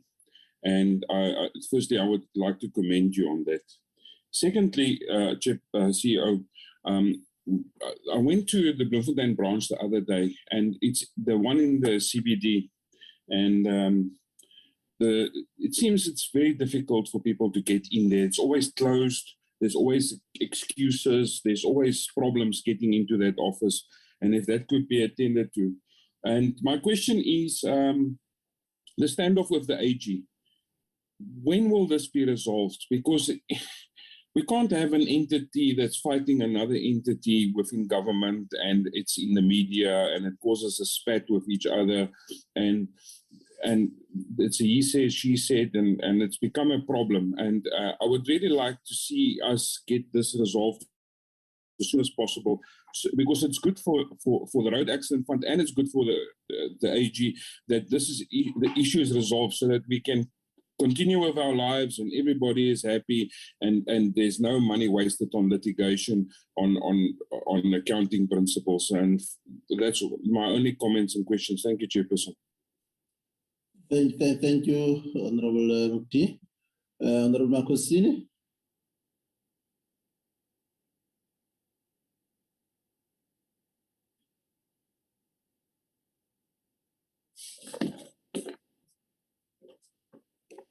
Marcosini. Is there a problem with connection? Chairperson, yes, there is a problem with connection from Mr. Chabangu. Okay, all right. Maybe just while we're still trying to sort that out, the last one from my side, has there been any interaction with the with the Legal Practice Council CEO with regard to some of the challenges that we have alluded to, or probably even the new strategy and the policy, just to take them on board in terms of appreciating the need for the intervention around the policy and the strategy, which was informed, I believe, by the background that we have alluded to, about to implode fund, the rate of execution that was facing the fund, but more than that, also, has there been any interaction with the registrar or let's say the Office of the Chief Justice with regard to the case management? Because I believe that, as you have correctly pointed out, there's many legal cases will definitely have an impact in terms of the case management, in terms of the court role. So thank you. We will wait for Honorable Makosini to sort out his network problem. Over to you, CEO. Thanks very much, Chair. I think that the first part, let me ask the issue around involvement in road safety. As it were, Chair, we suffer the consequences of any accident that happens on our roads. We suffer the consequences of any death that happens. We are the ones that must pick up all the pieces and make sure that people continue their lives. And it's going to be important. One of the most important aspects, for instance, is this part of apportionment. If you know, once you get injured, for instance, you are a passenger, you have not buckled your safety belt, there's an apportionment portion. Instead of giving you 100%, for instance, we will give you 50%. And South Africans must know that. That's the first part. But I think the issues around, if you look at Section 4 of our Act, actually wants us to invest a lot into research, certainly in line with road safety. And we need to be, we are not going to be the lead agency. We know the lead agencies are TMC. We are going to support them in doing what they're doing. Coming from an angle we are coming at. And I think we need to also invest a bit of what we have in making sure that the message is out there and that the benefits of the road safety strategy starts to show results. Because when they show results, in our view, that will help the sustainability of the fund going forward. So investment in that area and collaboration with them is going to be helpful. It's not competition. We are going to work very closely with them. The issue around the 120 days of settlement of claims and 180 works like this. So the 180 we're asking for is at the time when we had a liquidity crunch, meaning people will just ask for money we never had, attach our bank accounts, and in a way jump the queue. This has nothing to do with the settlement, because remember, settlement is about, when we looked at it, it was going around 5 years on average, 5 to 6 years on average. And our issue was far away from the 120 days of settling a claim. So we would have settled, we would have taken 5 years to settle that claim, and another 1,000 days probably paying that money out, because RAF simply did not have the money to pay that. But in the process of people waiting for that, others will jump a queue by attaching our bank accounts, which is why we went to the court and asked for this 45A. And we asked for 180 days to say, if the debt is now older than 180 days, meaning the matter has been settled, we have got to pay you. The payment is the one that will take 180 days. So we asked for that 180 days we were given. As we say now, we are sitting at 120 days after you have settled your claim, then we pay you. If we take it in on a line basis, it means if we settle the matter within 120 days as we target it, then it will take you another 120 days to receive your money. You should get your money within 240 days, which is a big thing compared to the 5 years that we used to spend over the period. So the average waiting period had been 5 years. We are trying to reduce it to less than a year. And this is the direction that we are moving. The second part is the legal avenue and the exchange and the requirements of the actual amount. So the issues around this 300 billion is simply an actuarial liability. An actuarial liability is something that is for insurance companies that would actually collect premiums that are associated with the risk with which they are taking, and consequently they've got policyholders, they calculate it as such. It's used what is called IFRS 4, and I think others are moving to what is called IFRS 17 that is coming in this year and the next year, or all the other insurers. It actually applies to people that are governed in terms of the Insurance Act of South Africa, the Insurance Act of 2017.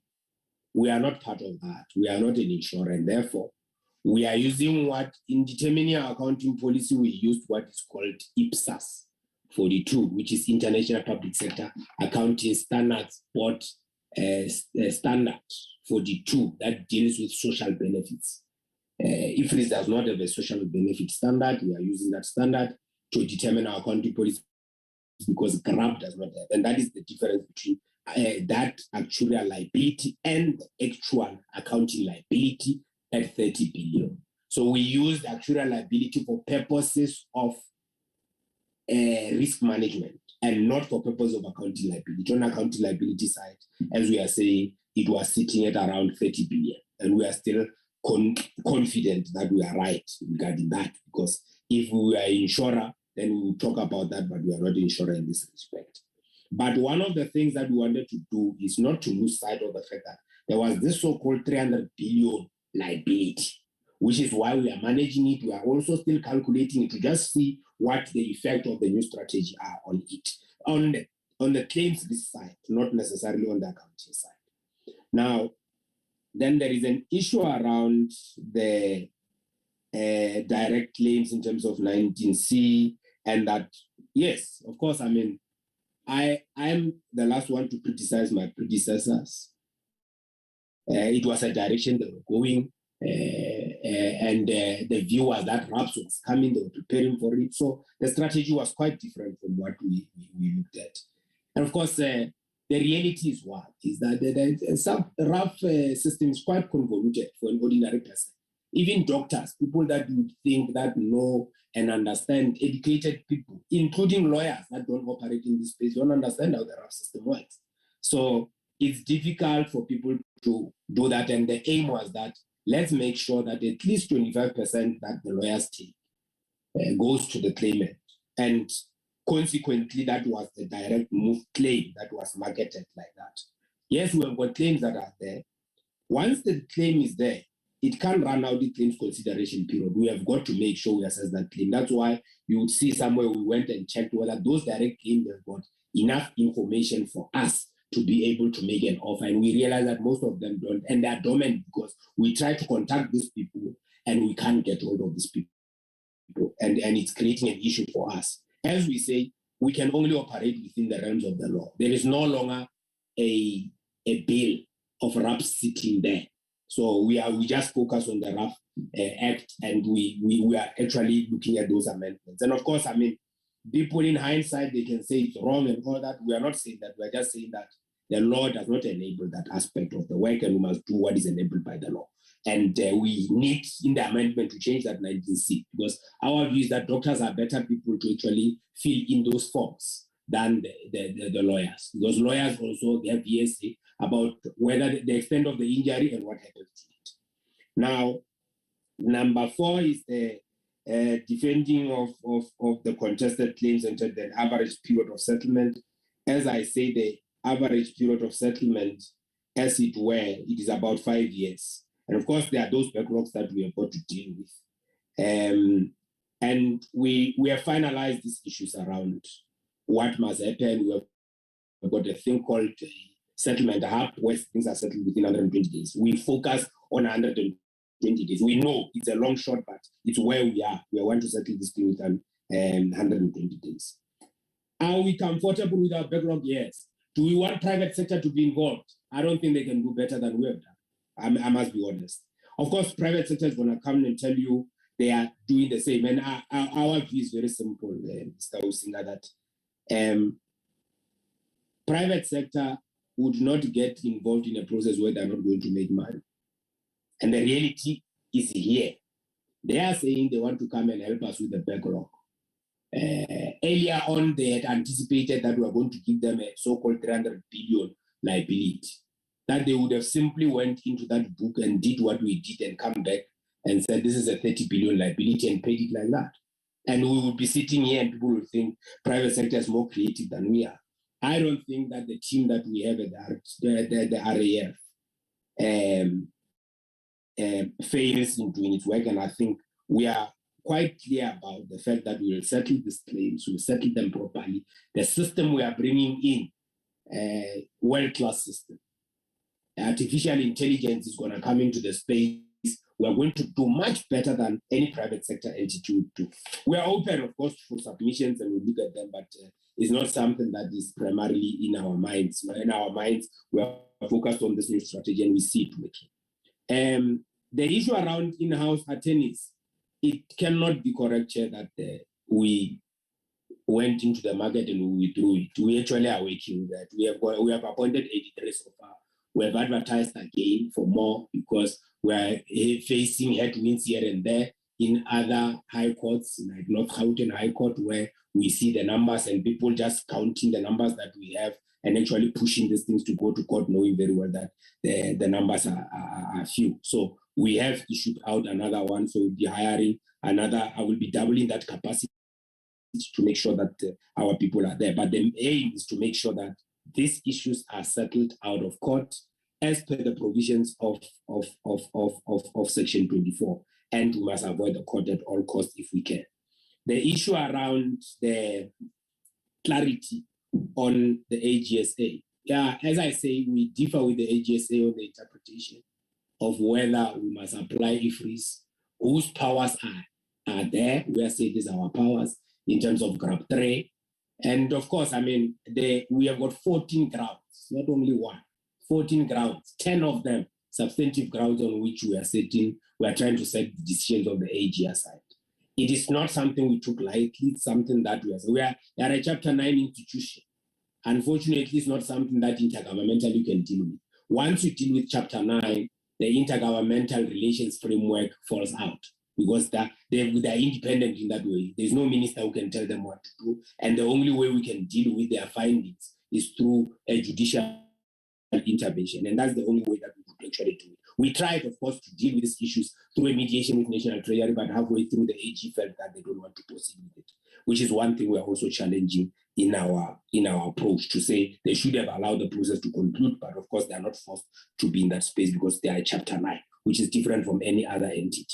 Now, the strategy of delegated and the rationale to dispense, of course, I mean, we took that rationale. The best thing to look at is just to say, if you are going to in-source or outsource, what makes sense? You only outsource if it gives you efficiencies. In this case, we outsourced and it was giving us worse inefficiencies of the worst order that we can think at 10.6 billion a year cost. And it was growing and we had to do something about it, and that's what we've done. Interactions with LPC. It's very difficult here to deal with the LPC. Self-regulation, in my view, has never worked. You are talking to the state. So if you go to the executive of the LPC, you are going to find people that are actually previous RAF panel members. Even when they were panel members, they were sitting on the LPC. So you complain about the same people to the same people. It really doesn't work, that LPC thing, in my view.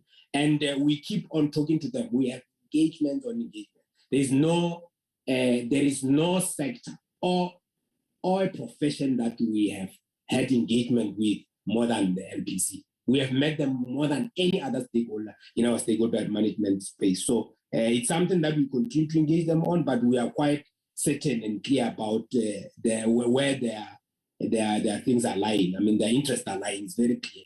The judiciary, we engage with the judiciary. Even in this I think in May, there is a thing called the NEEC, which is the National Efficiency Committee that is chaired by the Chief Justice. We do go there and we discuss, because 88% of all civil litigation in South Africa is rough matters. So we do discuss with them and discuss those issues. And of course, in other instances, we do win, in other instances, we don't.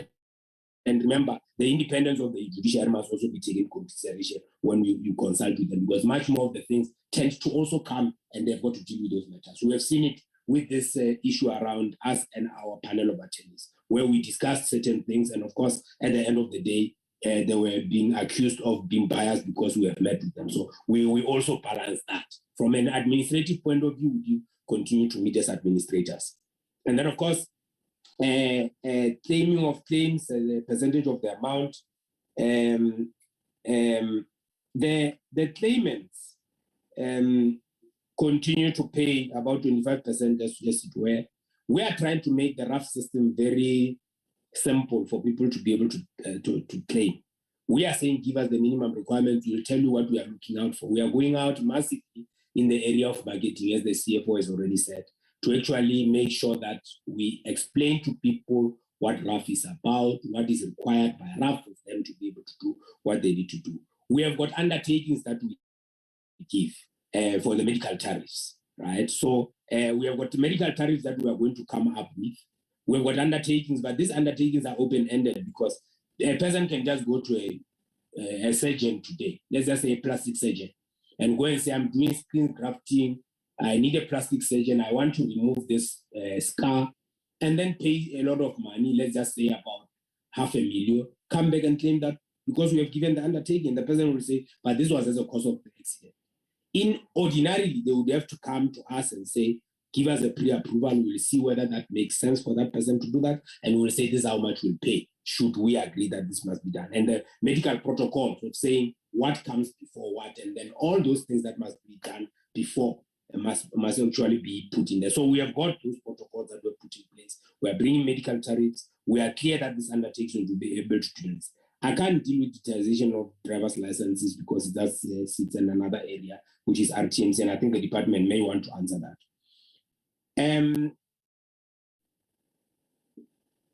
Honorable McDonald talks about the excuses of the Bloemfontein branch. We have that, but I mean, the biggest issue is what we are trying to do currently. Our model works on having provincial offices now, fully fledged. We are going to get an office like that one in Mainland, in every province.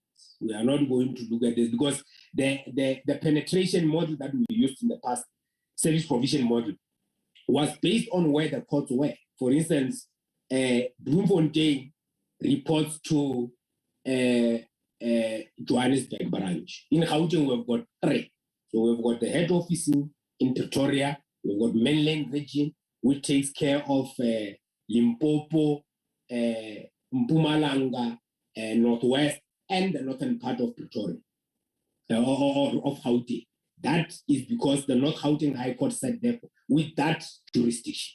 So if you look at it, all those things were there. Now we have got the Limpopo High Court, we've got the Mpumalanga High Court, but we are still sitting in the university. So we are rationalizing that to make sure we've got to go 9 provincial offices, and we're going to have where all these processing centers, one in Western Cape and one in Gauteng, that is going to process all those claims, but our footprint will actually go back.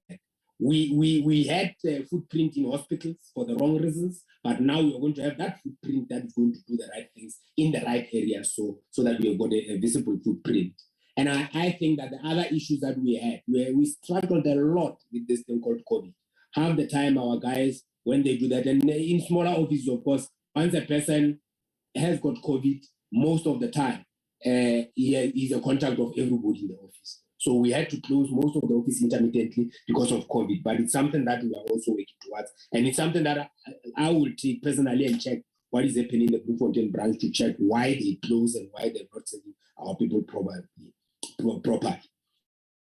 An expedited process has been done in terms of the AGSA and ourselves. It's a review process, but we agreed that it can take long. So we have agreed that we are now approaching the DJP in North Gauteng to make sure that they put a full bench and quite quickly so that we can deal with this matter on an expedited process, because the sooner we conclude on this matter, the better for us, Chair. I hope I've answered all the questions. If there are any that I've left, you'll excuse me, Chair, and then we can be told and I'll respond. Thanks, Chair.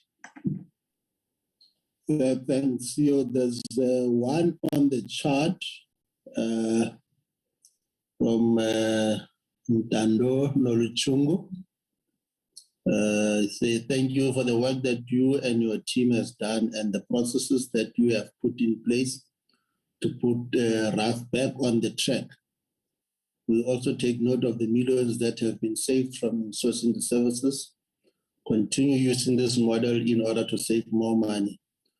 What is the total amount still owed to claimants?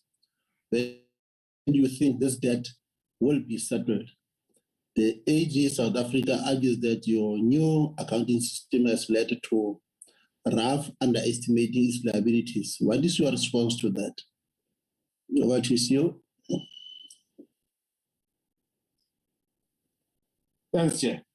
What we owe claimants as we speak is 9.5 billion. As we said, we have reduced that from 19.7 billion, and the average age of the debt at the time was sitting far beyond 250 days. We now are owing claimants 9.5 billion, and then the age is only 4 months, which means that if we had all this money, we'll pay it so that we are at zero. But we owe claimants 9.5 billion that of settled claims. And of course, in anticipating future claims that are coming, we are owing about another 15 billion to them. But those are claims that have not been settled but are in the system. So that's where we are. But for cash purposes and us having the money, we needed another 9.5 billion for us to be able to say we are at zero. We owe no one currently on what has been settled. We disagree, as I said, with the AG's views that we are underestimating the debt. We think that it's overestimated. Using an actuarial deficit for a social benefit is wrong at all levels. Using IFRS 4 was never appropriate. In our view, we had to use, and of course, I mean, the rationale of bringing IPSAS 42 by the International Public Sector Accounting Standards Board was because there was a realization that social benefits are being accounted for using a wrong accounting method, which is the insurance approach, which is something that we do not follow because we have a social benefit scheme. Even the Prudential Authority at the Reserve Bank is clear about the fact that we are a social benefit. So the fact that AG says that we are an insurer tells you why they think that we have overstated that. Of course, if we are an insurer, yes, it will be clear that we have overstated, but we are a social benefit and we do not have a nexus between the money we collect from the fuel levy and the benefits that we are paying out, which is why we are social benefits. And it's a pay-as-you-go system. And if in an insurance system, you pay your premiums upfront and you get covered for that. In this case, it's a pay-as-you-go. So we do not have any reserves to talk about like any other insurance company. So that's why we are saying what we are saying. And we are quite comfortable about that. Thanks, Chair. Thank you, CEO. I see Honorable Makosini's hand is again up. I hope this time his network is okay. Thank you, Over Chair. to you, Honorable Makosini. Thank you, Chair. Can you hear me? Yes, we can hear you. Yes, let me also echo the very sentiment that were echoed by Mrs. Nolichundu. I wonder as to whether some of the questions have been answered while I was still lost. But the few that I have is one, it is alleged that claimants who are known for RAF executive receives preferential treatment with regard to claims. How far truth is this? Then the second question would be, when is RAF going to use the petrol levy to help the motor vehicles owners in South Africa so that they can pay less with regard to petrol? Thank you very much. Thanks, Honorable Makosini. CEO? Chair, with me answer it in this fashion. One is that we are espoused to our values. Our values are I care values. I care, the first part of the I is integrity. No one will work at RAF. And I think I must answer this. There was a question about 30 people that were suspended as well. I care, the integrity aspect of this part says that we must always act with integrity. The A aspect talks about accountability. There is no one at RAF that will ever pay a claimant more than they deserve. And this is the part that we want to clear out. And especially why we want to implement the ICMS that is working on the basis of artificial intelligence. The system will simply spill out a figure regardless of who the person is. So it can't be the issue about who's close to the claims handler, who's close to who, who's close to her, because this will be something that is done by a system. And this is why we want to drive that process. Because people always claim all these things. People get paid first, and then that's why we released the top 20 people who were paying out, because they were claiming that we pay our friends first. And in the top 20, they could not even pinpoint who our friends were in there, because we don't know those people.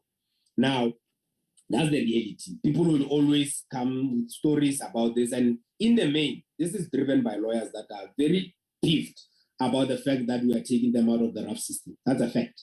So they've been making a lot of money. They are no longer making money. They are fighting for this 10.6 billion. If you look at our numbers, we have reduced that to 3 billion.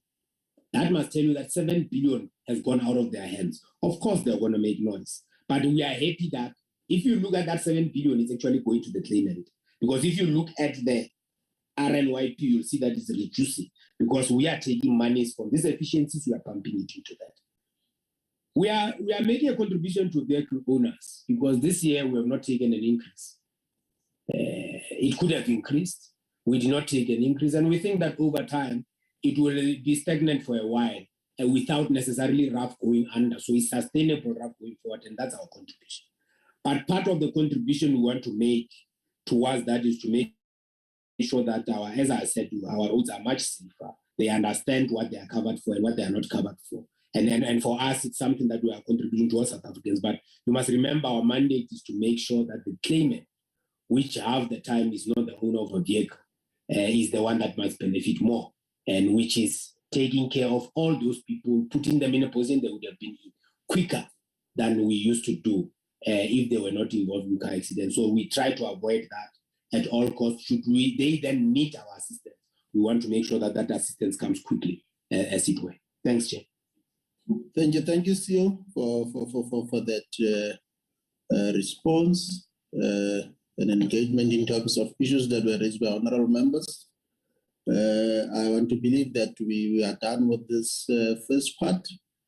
We can now then move to the second part of the presentation. Sorry, Chairperson. Honorable Zwani. Sorry, Chairperson. Honorable Chair. Chair? Can the chair take over from here in terms of the division of labor? This is a joint committee. Sorry, Chairperson. Yes, Chair. Sorry, Chairperson. There is a hand that seeks to say no to the swapping of roles. Tim, let me entertain that hand. Sorry, Chairperson. Yes, Tim. We can hear you, sir. Can you say what you want to say, Honorable Tim?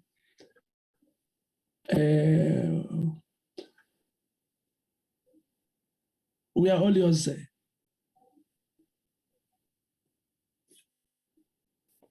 Oh, maybe he has a bit of a problem in terms of network. No, thanks, Comrade Kenny, for holding forth such an interesting part. Let me take this one, the bigger one, I guess. I'm not going to greet because the greetings were done. let's shift over, and maybe before doing that, let me thank the entire leadership of RAF, the board and the CEO, and thank you for honoring the invitation by both the select committee and the portfolio committee. Let me allow this opportunity then to the department to brief us on the same issues, the APP's strategic plan and the budget of the Department of Transport for 2022-2023. I don't know if the Minister wants to say something, or let me, before I go to this business, I can see that there are hands from the previous presentation. Honorable team, we are trying to give you an opportunity. Thank you, Honorable Chair. My apologies. The power has just gone where I am, so I'm now contacting you on my phone. Chair, I will hold back the question. The question was just about the budget and the process allocated to the digitization of driver's licenses. If you feel it will be appropriate for me to ask that question after the next presentation, I'm happy to do so, Chair, but that question was not answered. Oh, you asked that question and it was not answered. Yes, but Chair, maybe it's more appropriate it comes after this presentation, because maybe the previous questions were all about the RAF. I may have jumped the gun there, Chair. I will hold back. Let me just check why was the question not answered, so that I do not answer on something that I was not sharing on. If you lower your hand, I think the hand of a CEO is here. We may as well say he must respond to that. Mr. Thanks very much, Chair. We didn't answer that question because it is, I think, relevant to the department, because we don't deal with driver's licenses, so we didn't answer that. The reason why I raised my hand, Chair, was to ask to be excused so that we don't just jump off. We asked to present first so that we could actually jump to other commitments that we had asked that we attend to, if we are allowed by the Chair to step off the platform. Thanks, Chair. It would have been a sin for you to step off without having heard my voice. Now that you have spoken to me, I've already thanked you together with your team. You are allowed, I'm told you were supposed to go to Mpumalanga or Limpopo, somewhere there.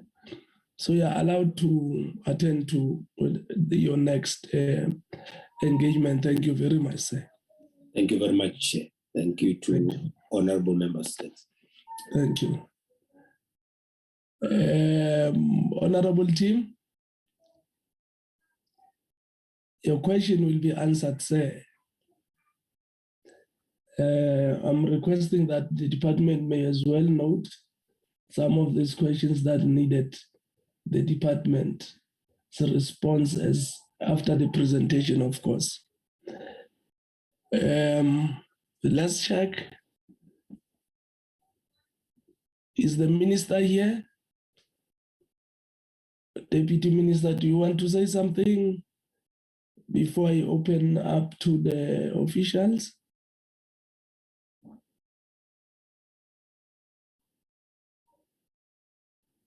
Chairperson, no, thank you very much. The minister's overall input covered the department as well, together with road accident fund comments. I will probably come in when questions are asked. So yes, we can go on with the presentation. Thank you, Chair, and good morning. Nice to hear your voice, Deputy Minister. Thank you very much. Sarakela Pambili. Honorable Matias, could you please take the podium and save us a bit of time?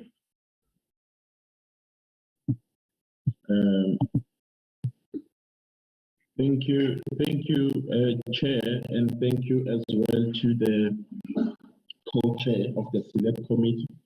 And good morning once again to the esteemed members of Parliament. And also good morning to our colleagues from the department, senior management that is present here.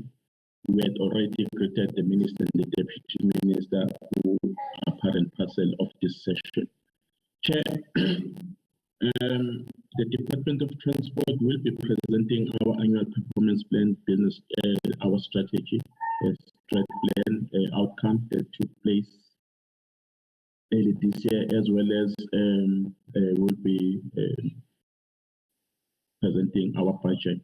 We will start with our annual performance plan and will be led by Chief Director, Mr. Ramansi, who is in this platform as well. And then Mr. Matias, yes, Chair. If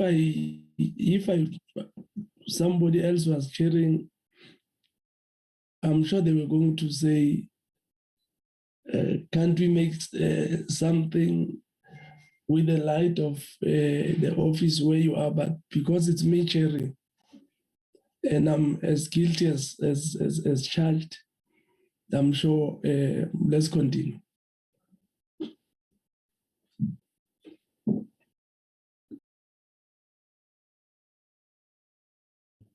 I think, Chair, is more of the quality of the. Stop right there. Let's continue. Thank you, Chair. I think the network itself is not helping, but I've tried my best to improve the light. Chair, I will hand over to Mr. Ramansi to take the members through the presentation of the Department of Transport. Thank you very much. Thank you, Acting DG. Mr. Ramansi, come. Thank you very much, Chairperson, and the Chairperson of the Select Committee as well, members of the two committees, Minister, Deputy Minister, and the colleagues. If I can ask Chairperson, with your indulgence, just to save the broadband, that I switch my camera off, and then I also share my screen from my side, with your indulgence, sir.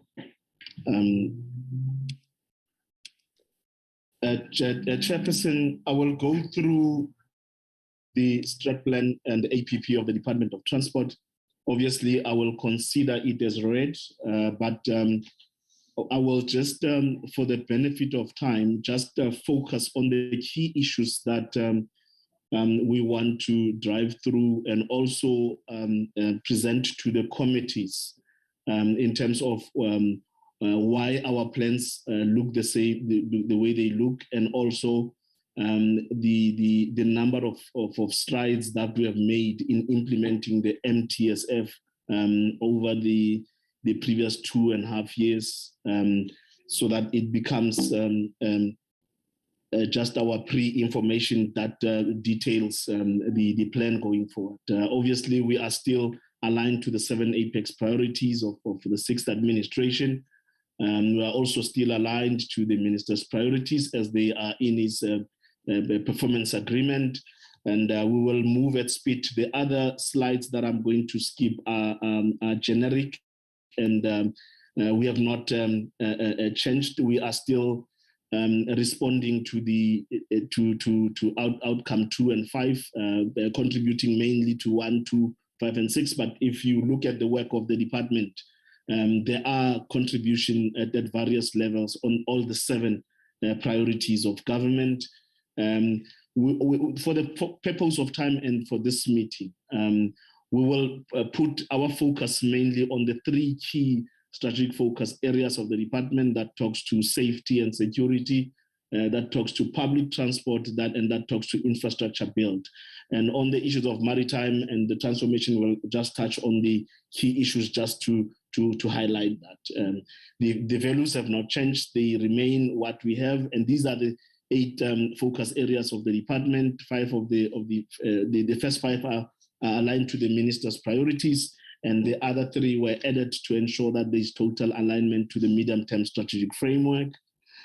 And these are delivery programs that we use in the department to implement those strategic focus areas. And we will go into the strategic plan. Just at the top, Chair, we just added this slide just to give credence to our strategic plan and our APP. And just to highlight that at the beginning of the 6th administration, Chairperson, we were faced as a sector with a number of challenges. And the biggest for us that we have always communicated were the Road Accident Fund, the Passenger Rail Agency of South Africa, and SANRAL. With regard to RAF, I think that it was our biggest challenge in that its runaway actual liability of more than 300 billion, and also the short-term liability of about 17 billion. And the next was PRASA, where we were experiencing deterioration of infrastructure, non-provision of services, inadequate spending on its budget, and the non-achievement of its performance targets. I think those have been topical over time. And the other one was SANRAL, in terms mainly with regard to the GFIP saga. And there were also governance issues that we needed to address at RTMC, RTIA, and SAMS. So the sector needed to show some sense of urgency in addressing these pertinent issues and challenges facing it. And I think piggybacking on the minister's opening remarks, we now know that it can't be business as usual. And there are certain areas where we will need to improve as a sector to ensure that we move at speed to address that. But I think it's also pertinent, Chair, that before we actually go through, we take a bit of time and talk to some of the strides that we have made in terms of how far we have moved in the 2 years of implementation of the MTSF, and starting with the RAF as one of the main challenges, as also presented in the previous presentation. That in addressing what the challenge was at RAF, they then came up with a new strategic plan, and they introduced a new operating model, moving away from the model that was litigation heavy, to that focuses on claims management, thus prioritizing early investigations and settlement of claims within 120 days. I think that is one of the major movements that we have achieved in this regard. With regard to also reducing costs, the termination of the mandate of the panel of attorneys, which was to reduce costs and also improve efficiencies.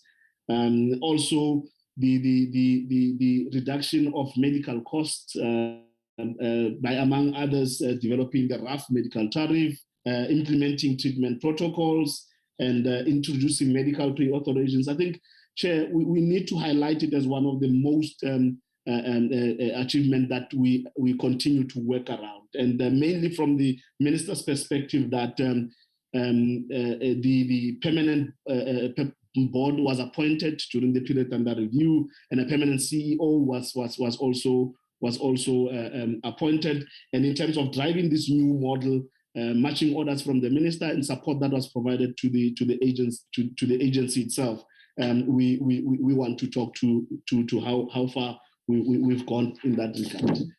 The other part, Chair, with regard to the challenge is at PRASA. And we are the first to admit that PRASA has not moved at the pace that we wanted it to move. But there are strides that we have also introduced. As part of that, a permanent board was also appointed by the minister, And we also appointed a CEO, and certain issues didn't go well, and we are working on those. But it's also pertinent, Chair, that we highlight a number of issues that we are doing in that space. And in the past 2 years, the PRASA Rolling Stock Fleet Renewal Program, which is at the fore of our recovery of the rail operations. We are reporting 79 new trains that have been produced through the Gibela plant. And this figure will increase to 85%, 85 trains by the end of this financial year, once we have verified the Q4 information.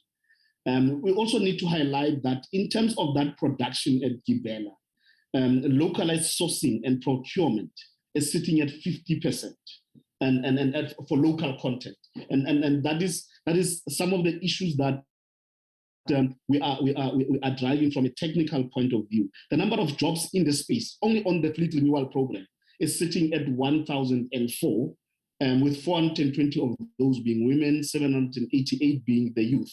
And in other infrastructure programs, PRASA is reporting around 1,691 jobs created in the signaling program, only in Gauteng and the Western Cape. Further than that, Chair, still with PRASA, what we're trying to address with regard to this challenge, the PRASA corridor recovery. I think it's most important that we highlight, Chair, that in the past 2 years, we have recovered around 4 corridors, and these corridors are currently running limited services. 3 of these corridors, we have also deployed new trains to these corridors, and these include the Mabopane corridor in Gauteng, the Salisville corridor in Gauteng, the southern suburbs corridor in the Western Cape, and the northern corridor in Belleville and in the Western Cape. We are very much aware of the challenges of encroachment onto the rail reserves that is currently happening on the central line in the Western Cape. But we can also talk to the partial services that have been restored on that corridor between Cape Town and Langa. And also in the first quarter of this upcoming financial year, we are in progress to phase in the rollout of operations in the Pinelands Langa line, in the Langa, Serepta, and Belleville line, and also in the Belleville and Langa corridor. In Gauteng, there are 3 corridors that are also running with interim diesel services.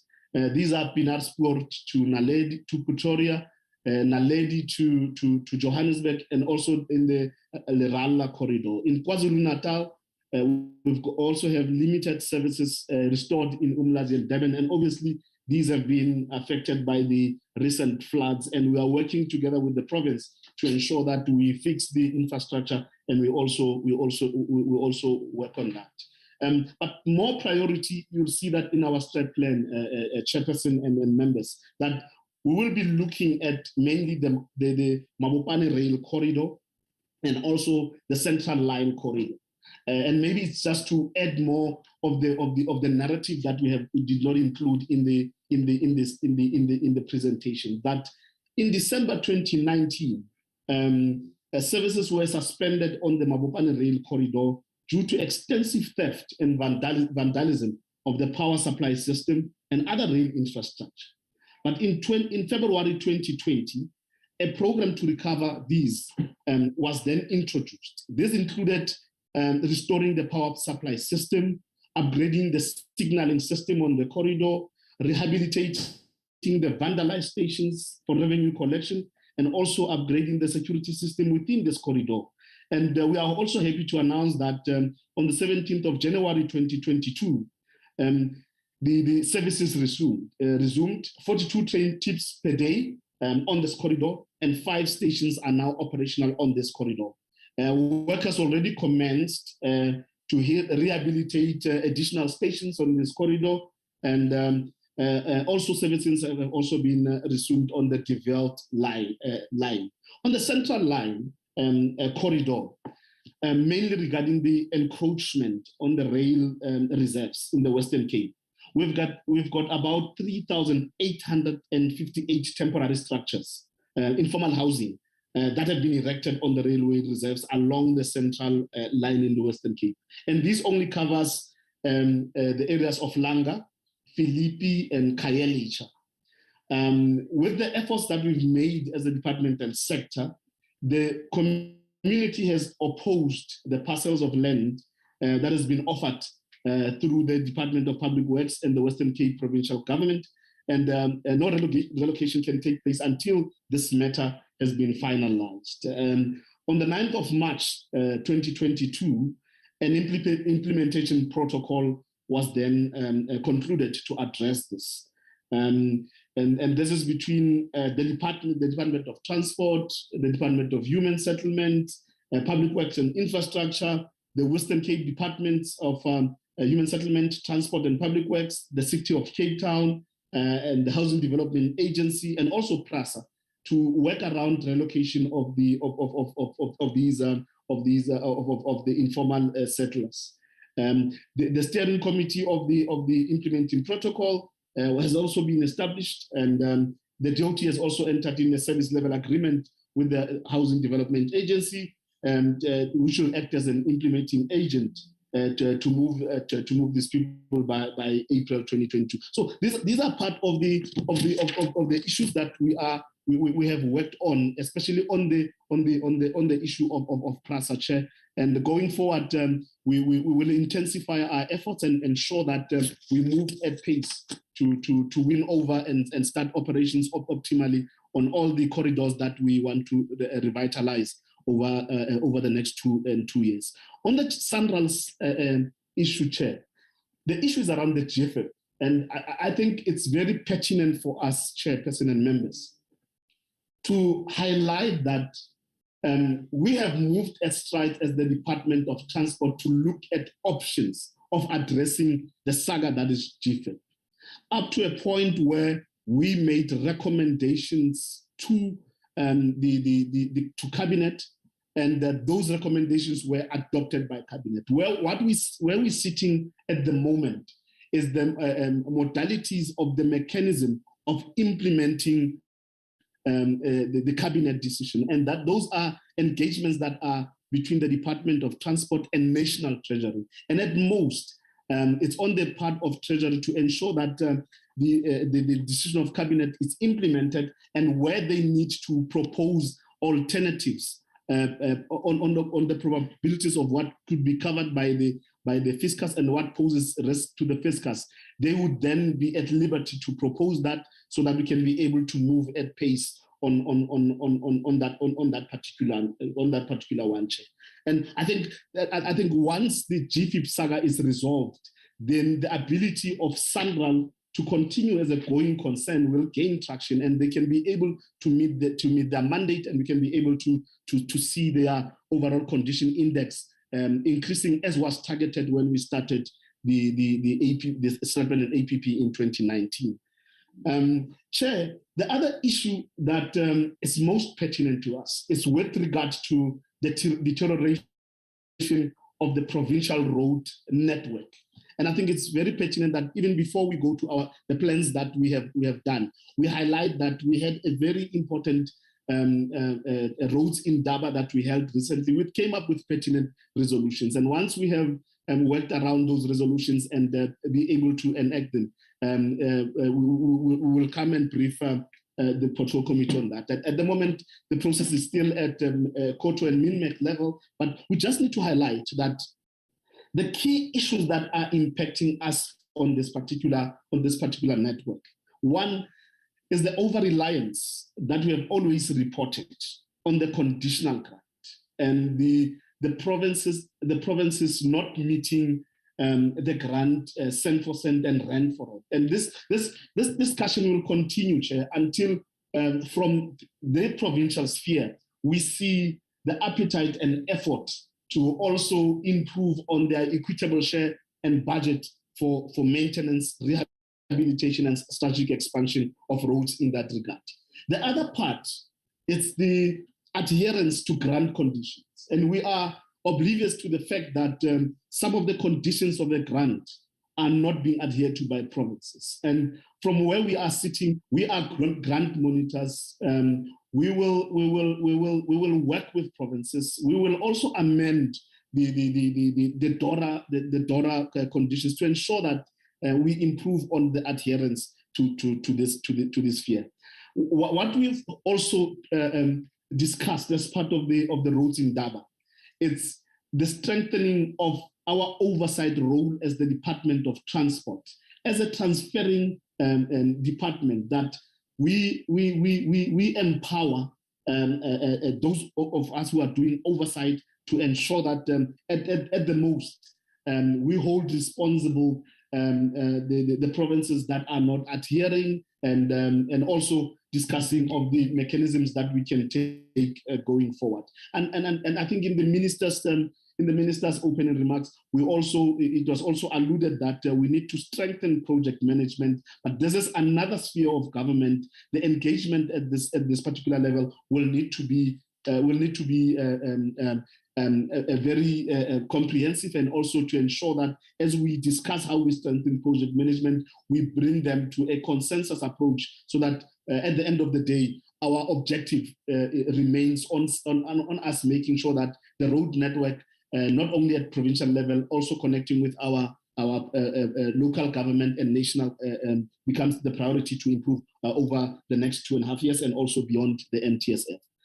Chair, those are at the core of what we wanted to talk about as challenges that we have faced. But mainly, just to close off on the slide, Chair, before we go on to the strat plan proper, is to talk about the issue of the economic shock that emanated from the global COVID-19 pandemic, its resultant lockdowns, and the subsequent revision of the fiscal framework of the country. Chairperson, we have set as a sect, it will be difficult for us not to mention it, or to overlook it as a major impediment on where we are in terms of what we wanted to achieve, and also its impact on where we want to be at the end of this MTSF. It should be noted, Chair, that during the pandemic, the sector experienced a whole lot of challenges, substantial revenue losses, not only by the department, but by the entities. Transport operations were halted in aviation, in rail, in general public transport. There were overall delays in planned capital projects and related expenditure. But that only remains a reportable, Chair, and not an excuse. In terms of our planning going forward, you will realize that where we didn't need to downscale our targets, we did not downscale, irrespective of the fact that there was reprioritization, and there was also a number of cuts in terms of our resources, especially that went to a number of our planned targets. But we will showcase how we have moved in terms of the targets that we've set for ourselves. So I'll move at speed. I'm not going to touch on all of the slides, Chair. I will just move at speed just to capture on those that we want to reiterate on. Chair, on the safety and security, which is our first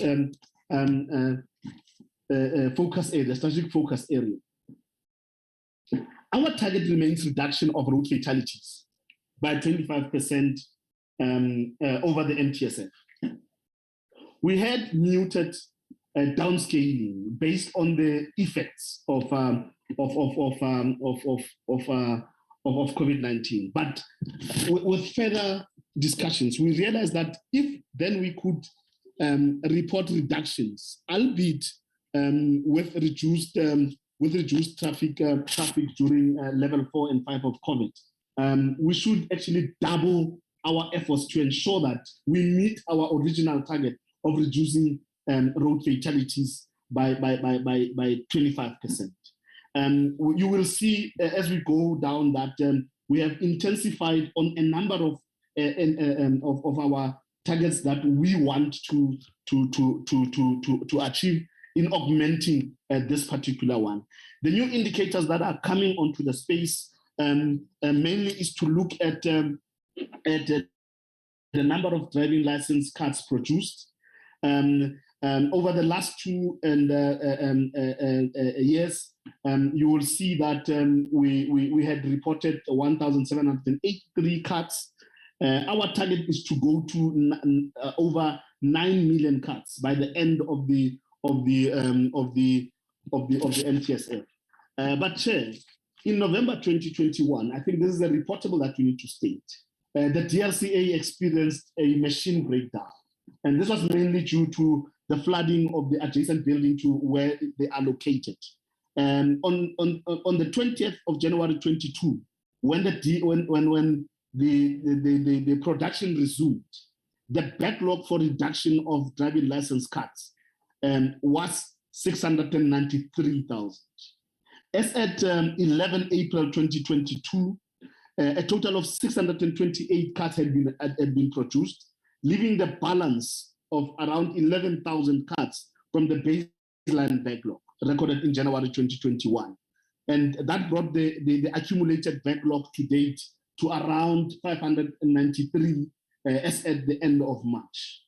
The DLCA is operating day and night shift to try and address this backlog and also make sure that we work on our target of achieving the additional 6.5 million cars that we want to produce over the remaining 2-3 years of the NTS. The other issue, Chair, is the turnaround time on the issuance of these driving license cards. And this is a new indicator again that comes onto the space.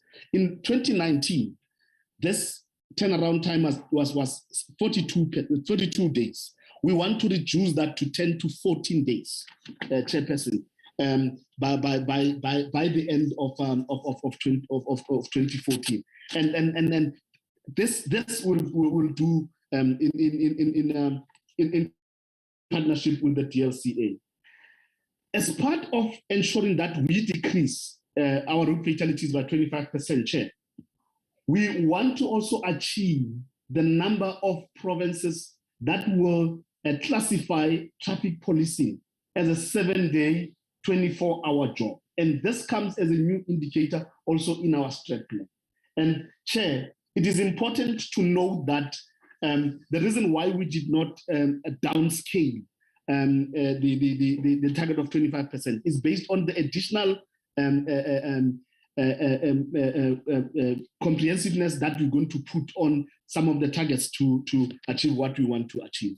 We also need to rationalize our law enforcement agencies, and also on the basis of our public transport. We want to make sure that there's dedicated public transport law enforcement, and this will be expanded more on how we want to deal with the issue around scrapping of taxi vehicles, especially on those taxi vehicles that do not meet the criteria for scrapping anymore, but continue to operate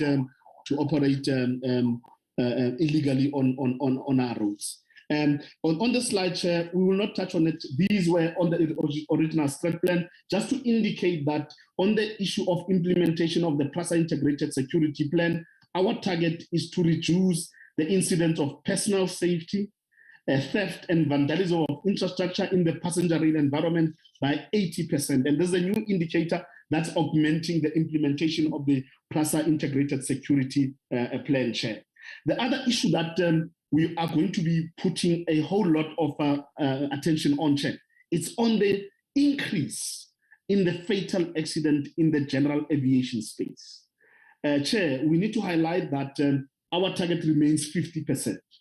And together with SACA, we have developed a safety strategy to ensure that the safety measures are adhered to by operators in the general aviation space. To that effect, we have started implementing that strategy. It's still at the inception stage. What we are discussing with SACA is how soon can we start seeing the impact of the strategy and the reduction in the fatal accident in the space going forward. The good news on the scheduled commercial aviation is that we're still maintaining the 0 rate in terms of fatal accident in that space. On this particular slide, Chair, I'm going to move very quickly. These are standard. The only issue that I'm going to talk to is the implementation of the national strategic plan to end gender-based violence, particularly on the transport sector. Initially, in terms of our original strat plan, we had limited our reporting to only 2 modes, public transport and rail. We have also expanded that to maritime and civil aviation. On the maritime side, we have been assured that there are no cases of GBV that have been reported on South African waters. But to be proactive, we cannot sit on our laurels. We are going to be proactive and develop protocols and also internal controls to ensure that if they are to reach the waters of South Africa, we are ready to deal with those.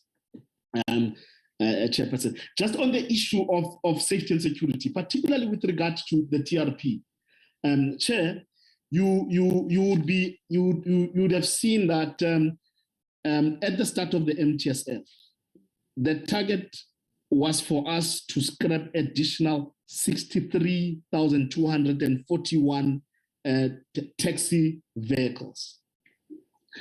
Over the last two years, since April 2019, we have scrapped only 5,121, bringing the total scrapped since inception of the program to just over 77,000. Chair, we can now highlight that from the 63,000 that we had targeted, only 10,562 meet the criteria for scrapping. And over 40,000 are now not eligible for scrapping as they do not possess an operating license. That meaning that they are operating illegally. We will scrap the remainder, Chair. As at December 2021, we were sitting at 11,251, but taking into consideration what has been reported in Q4, the remainder now has decreased to 10,562. And those that are operating illegally, Chair, we will then talk to our law enforcement agencies, and discussions will be initiated with RTMC as to how we can be able to deal with those that are not operating within the legal prescripts. But Chair, to talk to the 5,121, which is very low in terms of what we had targeted, we have now generated a memorandum to induce a cutoff date to be proclaimed in order to force the taxi operators to bring their old taxis for scrapping. And this will then address the low uptake from operators that has seen this low number that has been submitted because of the nature of the program that was only demand driven. And I think, Chair, pertinent to this, it's us intensifying our approach, ensuring that we don't continue business as usual, and to ensure that we can be able to move and report that all 10,562 that are remaining to be scrapped. Additional to that, as a new indicator, Chair, it's the number of illegally converted panel vans that have been prescribed in the Public Protector report. 1,986 vans. We have targeted that into entirety, Chair, to be scrapped before the end of the MTSF. So it comes in as a new indicator in the space, Chairperson. Just to move quickly to public transport, Chair, implementation of the National Taxi resolutions, the revised public transport subsidy policy. We are on the second draft as we speak. We will be concluding with the final round of stakeholder consultations, and we want to ensure that we move at pace to have it approved and implemented. And all that will also talk to the funding model, public transport funding model that seeks to integrate our taxi industry into the subsidy regime of government. What comes in as a new indicator, Chair, over and above the indicator that existed of the 60% ownership, is to ensure that the framework also induce the 60% implementation of economic value chain opportunities. That needs to translate into benefits for the taxi industry. It's a new indicator that comes onto the space. And the others, Chair, the are standard, or the only two other indicators, Chair, that are new onto the strat plan are with regard to standardization of business processes for provincial regulatory entities, and also the capacitation and the operationalization of the national provincial transport regulator to ensure that issuing of permits it's smoothened in this regard, and you can be able to address the issues of illegal operations in that sphere. Chair, on the integrated public transport sphere, we are currently running on 7 cities, and the target is to ensure that we reach 10 cities. Members will be reminded that when the program started, we were sitting with 13 cities. 3 cities, Mbombela, Msunduzi, and Buffalo City, were suspended from the program due to inadequate performance. And questions have been asked as to what would take for these cities to be reintroduced. Chair, we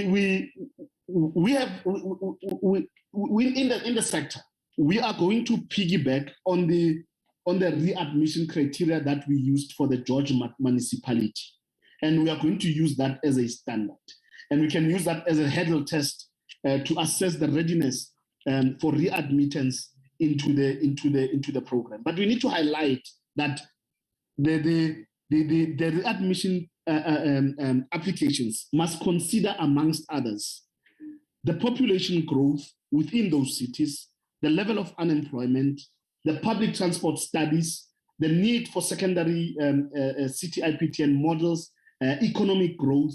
We need to also relook at the financial modeling and the affordability assessment in that regard. So these are some of the readmission criteria that we will use. In terms of the passenger rail, weekday passenger trips, Chair, we were sitting at 165,000. That figure during COVID then decreased to around 143,000. As of December 2021, that figure then went down to 107,408. Our target, as per the original strat plan, was to increase the passenger trips to 365 by the end of the NTSF. We've then downscaled that to 200 passenger trips, taking into consideration, Chair, that the demand for public transport is continually increasing, and if it increases at this rate, then we might surpass our target of 200,000. The 200,000 we just put there as our target, feasible target for the remaining 2 years of the financial year. The other indicators, Chair, are standard as they were within the initial strat plan, but we need to highlight that with regard to the operating hours, we are currently operating between 14 to 16 hours. We need to increase that to about 20 hours, but we are going to be directed by the demand. If the demand is for 24 hours, especially in line with the 3-shift economy for the recovery of the economy, we will have to meet that, not only as BRT operations, but as general public transport. So the 20 hours, it's what is feasible within the 5 years, but depending on demand, we might have to move to beyond that particular number, Chair. The other, I'm going to move to the passenger rail network. We need to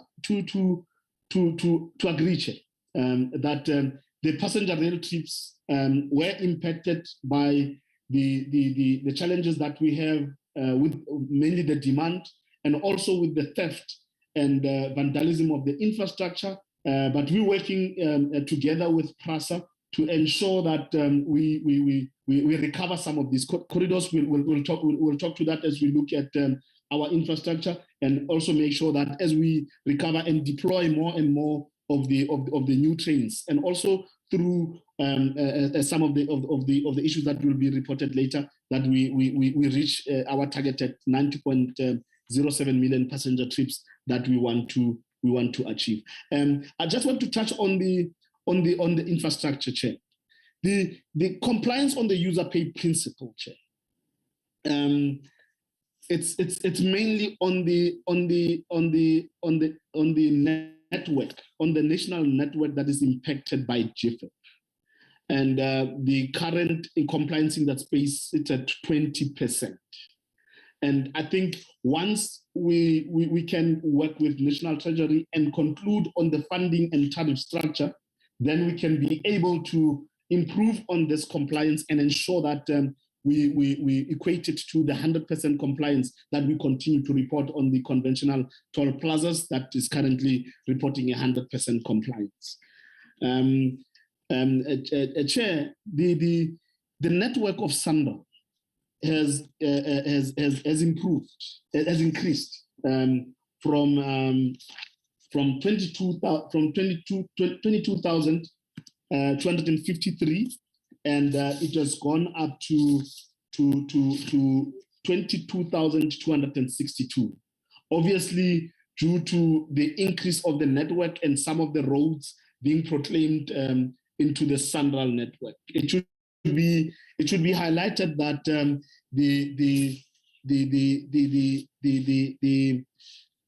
the network of Sandal. Sandal wants to increase that network to 25,000 by 2030, and this is still in line with where we want to go. And the main important one is that based on the current resources that Sandal has, they anticipate to keep the overall condition index and maintain it as per the baseline that they reported in 2019, to keep 60% of their roads in good condition, 36% in fair condition, and 4% in poor conditions. But with regards to the discussions at the roads in Daba, Chair, the resolutions, if they are implemented, they are going to go a long way to ensure that we don't only keep to the overall condition index, but we move towards improving the roads in poor conditions and in fair conditions. And with regard to the provincial roads, as I stated, this is one of the major areas of challenges that we have been looking at, Chair, and we will ensure that we report to that. And it's one of the areas, Chair, together with a Central in the provincial space, and also the rail space, and also the aviation space, where we've got capital expenditure programs to ensure that we optimize job creation in those spaces, Chair. And I think these are the areas where we will also make sure that we commit in consultations with our entities to ensure that we can be able to move at length. The rail corridors that have been earmarked for rehabilitation, 10 priority corridors, and these are the corridors where we will be deploying the new trains. As I said, we are currently reporting 79 train sets, which will increase to 85 train sets, and around in terms of the configuration of new and the old train sets. We have configured 16 train sets since the sixth administration took office, and the target is to configure additional 174 trains. And within those 10 corridors, we have identified 216 stations that we need to revitalize. What we will strengthen in this reporting is to specify from these 216, how many of them will we look at functionality improvements, how many of them will need total rebuilding, and how many of them will have commercialization as part of that revitalization in that regard.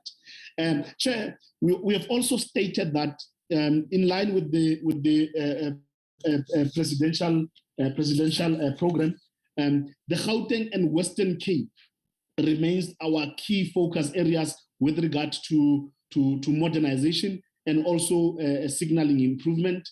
We want to complete signaling on the Central Line and the Mabopane Line, and also to finalize a design of resignaling in KwaZulu-Natal in the remaining 2.5 years. And also the number of jobs, as I stated, from the road space, in the rail space, and also in the civil aviation space, we are going to be recommitting together with our entities who are responsible for these, so that we can start reporting them, particularly with a bias towards women, youth, and persons with disabilities. Another leg that we continue to look at, Chair, is the empowerment in that space to ensure that we also report on the number of SMMEs that have been supported in line with implementations of these infrastructure programs. Towards the end, Chair, just to touch base with the issues on the maritime sphere, Chair, we need to talk to the issue of the corporatization of the National Ports Act. In June 2021, the President announced the decision to incorporate TNPA as an independent subsidiary of the Transnet SOC Limited. Following that pronouncement, an interim board was then appointed. A memorandum of incorporation was finalized, and the establishment of the TNPA as an independent subsidiary of Transnet was gazetted in July 2021. And to ensure that we meet all the outstanding matters that ensure that we comply to the National Ports Act 100%, all the requisite statutory and legal requirements needs to be addressed. And to that effect, we have then created a project plan in consultation with DPE and Transnet. We are continuing to work on the outstanding requirements to ensure that we close off on this before the end of the NTSF. On the issue of the Operation Pakisa, Chair, I think it's very important also to highlight that this is one of the areas where, due to inefficiencies in container freight rail and port services, that tend to raise the cost of South Africa's imports, and they also make our exports less competitive. We as the DOT, in consultations with the DPE and Transnet, we are implementing a number of structural reforms, notably in the space, Chair. It's the corporatizations which we see it as an achievement. It's going to boost investor confidence.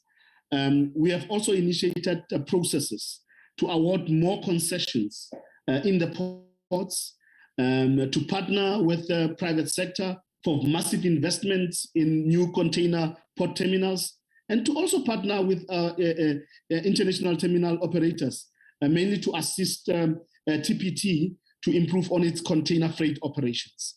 Plans are already afoot, Chair, to introduce third-party access, mainly on the freight rail network.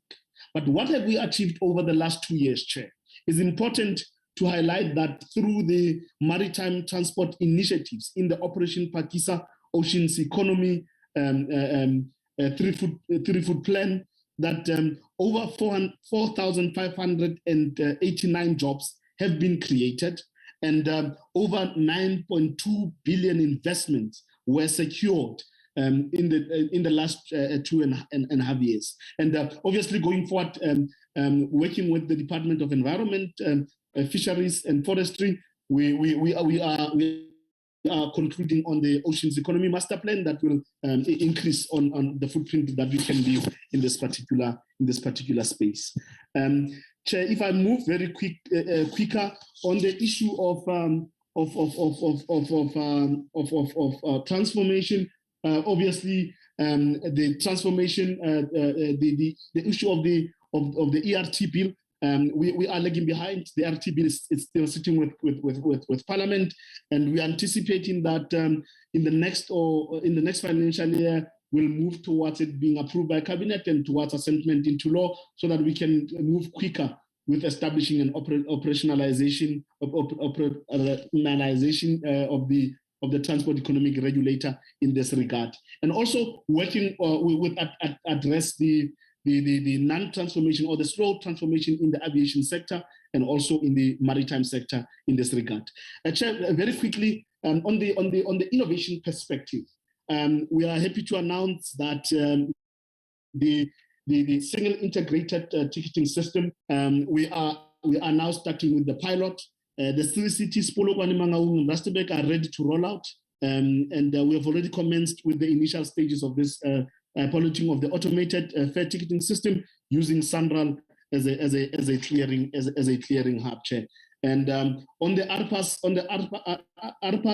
the first batch of ARPAS regulations have been churned out from CACOM, and they are now being going to our executive authority for concurrence, and we will be moving with the second batch of these regulations to ensure that maybe before the end of this financial year we can address all issues that are impacting on the general aviation in terms of where we are. Chair, on the environmental protection, I just want to limit my commentary to the issue of road freight to rail. The agenda has been addressed through the development of the approved road freight strategy and its implementation plan. And to this regard, Chair, a migration plan that we are developing in consultation with DPE and Transnet assess, amongst others, the infrastructure readiness. Is our infrastructure ready to accept the amount of freight that we want to move from road to rail? And is the 10% that we have targeted ourselves feasible over the next 2 years, taking into consideration the readiness of infrastructure? The condition and determination of these commodities is another criteria element, including the quantities that we can be able to move between now and the end of this financial year. It's also important to highlight, Chair, that taking these into consideration, we can also report that in 2019, we reported that around 6.1 million tons had already been shifted from road to rail. As we're speaking now, Chair, that market share has been lost. We are now, it has decreased to 5.3 million tons, mainly due to the effects of COVID. But we have kept the 10% target share. But we are talking to DPE and we are talking to to Transnet as to whether the condition of the migration plan in terms of the infrastructure readiness, which should be at the fore, will then dictate whether the 10% is feasible going forward. So this is a target that we have, that we continue to work with DPE under these difficult conditions, but we remain resolute from a policy perspective that we cannot ignore the need for us to remove rail-friendly cargo from the roads of South Africa to address 2 points. One is to ensure that we alleviate the carriage of such on the roads of South Africa, which were not designed mainly to carry that type of weight. And secondly, to also talk to our implementation of the green transport strategy, which moves at reducing the emissions of transport, which has been identified as one of the 4 high emitting sectors in the country, to ensure that we reduce as per our target of 25%. Chair, the last part of our presentation will talk to on performance information. We'll talk to the governance indicators, and I'm just going to touch on three of those for the benefit of the committee.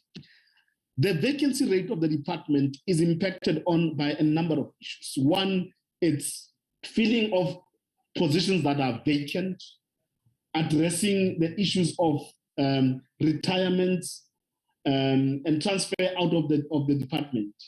In this current financial year, we've moved at pace to fill 61 vacant positions, mainly at SMS level and also including DDGs and chief directors. Some of these appointments were on the basis of internal promotions. And we've also recorded a number of transfers into the department, but the negative movements also out of the department, retirements, and also on the colleagues who became deceased and also created these. Currently, we are sitting at 24.7%, and this is based on the establishment that includes both funded and unfunded positions. In terms of unfunded, on the funded positions only, our vacancy rate sits at 16.2. However, we base our vacancy rate on the whole establishment that entails both the funded and unfunded, so that we can work around making sure that we prioritize what should remain in the establishment, and maybe review our structure to ensure that we keep only those that we need in the structure. And our target of decreasing that to 10% and below remains our target within this particular MTSF, and we will continue to move at pace to ensure that we do that. And mainly to touch on the main issues as we conclude on performance information, Chair, I just want to touch on the fruitless and wasteful expenditure, and also touch on irregular expenditure and unauthorized expenditure, Chair. On the issue of wasteful and fruitless expenditure, as at March 2019, Chair, we were sitting on 58 cases of fruitless and wasteful expenditure. And they amounted to a combined 151,000 rands. By December 2021, only 47 cases remained in the register, and they amounted to 68,561,000 Chair. It is also important to highlight, Chair, that currently we had about 9 new cases that were reported in the 2020-21 financial year. And out of those 9, Chair, we had about 1 that was transferred to debt, and about 8 that has been 8 that has been transferred to debt, and 1 that has been written off, Chair. And most of these new cases, Chair, are as a result of no-shows that are aligned to travel. What we are doing in this regard is to strengthen our internal controls to ensure that where transgressions are as a result of negligence by internal in our officials, then consequence management is then effected. In this case, we can safely say that about 8 of them that has been transferred to debt as a result of that particular consequence management space. With regard to irregular expenditure, we have not reported irregular expenditure in the current financial year, but just to highlight that there are 8 cases that are currently under assessment through our internal control division, and in consultations with an internal audit.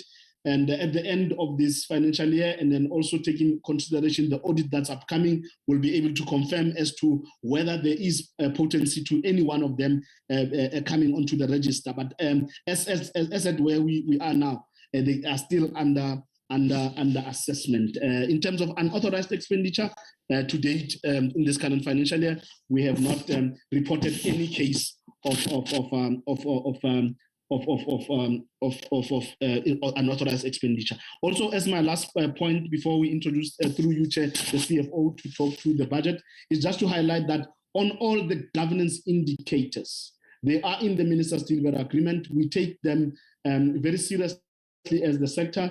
All our entities are reporting on them on a biannual basis, and as a result, we are building on so that the portfolio can report an unqualified audit report on with no material findings. And it's not only limited to the Department of Transport, but is extended to the whole portfolio. And with analysis, we'll be able to see how far we can go in this financial year and also address the deficiencies in specific entities where we feel that we need to intervene through our entity oversight, strengthened entity oversight approach. Chair, through your indulgence, if you can allow me, Chair, to just move quickly to the slides of the CFO, so that you can just go through the budget. And the other parts of the APP and the consolidated indicators that track our performance that we track from the entities and from the programs are also in the presentation, and we are going to consider them as read so that we can just present at a high level what we have changed in the strat plan and what we'll be looking at in the APP going forward. Thank you, Chair. Through you, I can then hand over to the CFO. Thank you very much. Like your name, do they call you Bosa or Busa or Bosa? It's Bosa Bosile, Chair. So I just reserved my name is Bosa, and the other part of Bosile is reserved by somebody else. Thank you, Chair. Oh, thank you very much. The CFO, and that Ramanzi has taken almost everything. I wish you to bring back the reins to me at 25 past at the latest, so that we can engage with this presentation. Otherwise, it will be useless to have a presentation without engagement. Over to you. Greetings, Chairperson and the members of the Portfolio Committee. I'll just switch on the camera for the introduction, and then I will switch off the camera so that I can continue with the presentation not to affect the bandwidth. And greetings again to the Honorable Minister and Deputy Minister, Chairperson, and honorable members of both committees. The first slide, Chairperson, if you look at it there, you can see that it shows that our budget is 69.1 billion for the new year of 2022-2023, with a breakdown there of the particular branches. I'll not go through them, but I want to go to the slide with the economic classification. Next slide, please, where you can see that the 98% of our budget goes to the provinces, where you see that the economic line called transfers and subsidies is 67 billion, which translate into 98% of the budget. Therefore, only about 2% remains in the department, which is for compensation of employees, and then also as for the goods and services. I think as my colleague was presenting the APP, you could see that a lot of work of the department is done through our provinces and our entities. Hence, the focus to make sure that that information is translated and reported centrally at for the sector in the department. So therefore, you can see that a lot of M&E effort is put on what is being transferred to our provinces as well as our entities. Next slide is talking to that over the medium term, the department will focus on intensifying its effort to improve mobility and access to social and economic activities by cultivating an enabling environment for the maintenance of the national, the provincial road networks, and the improvement and integration of the road-based public transport services and the modernization of the passenger rail infrastructure and the improving of those services.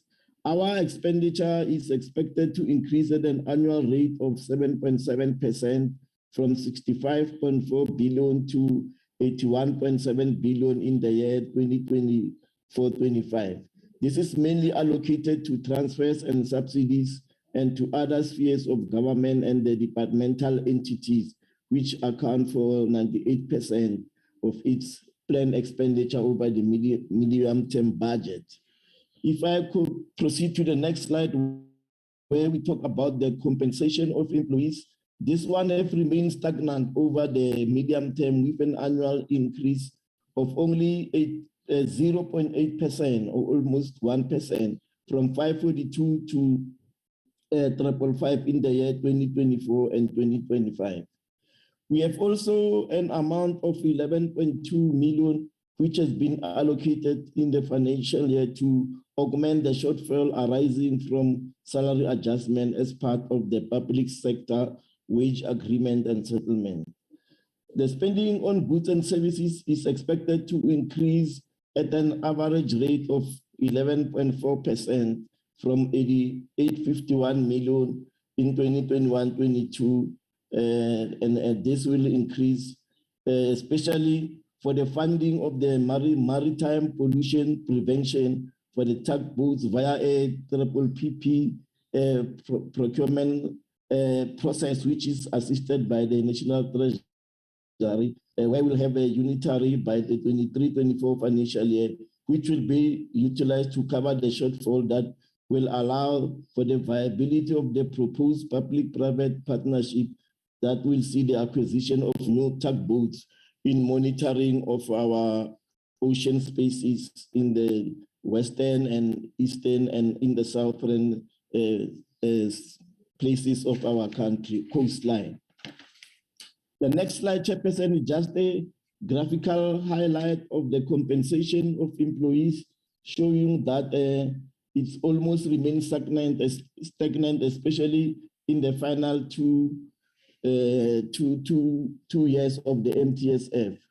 On the next slide is talking to our goods and services, just to highlight some of our main cost drivers in our goods and services budget.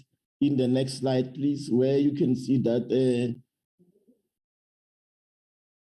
we have got the first item there, watchkeeping services. We have got your oil pollution prevention services. We have got the SACA accident and incident. Those are some of the main cost drivers.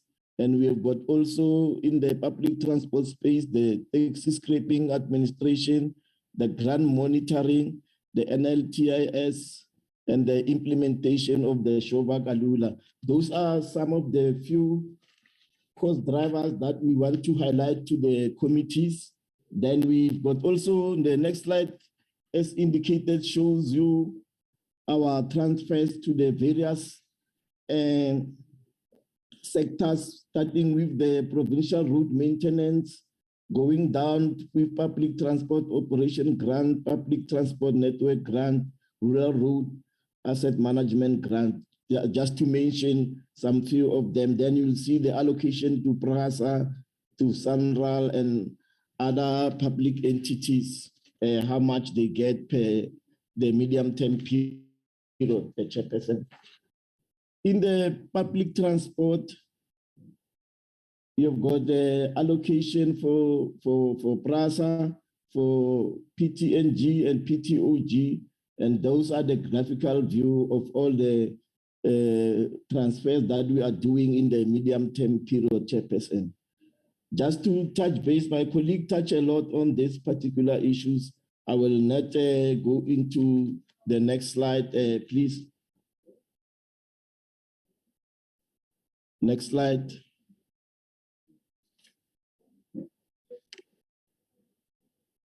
We have done the issue of PRASA and the PTNG. Next slide, where we talk about just a little bit narrative on the public transport transfers, where we have realized that the passenger rail network has been seeing a rapid deterioration in the previous years.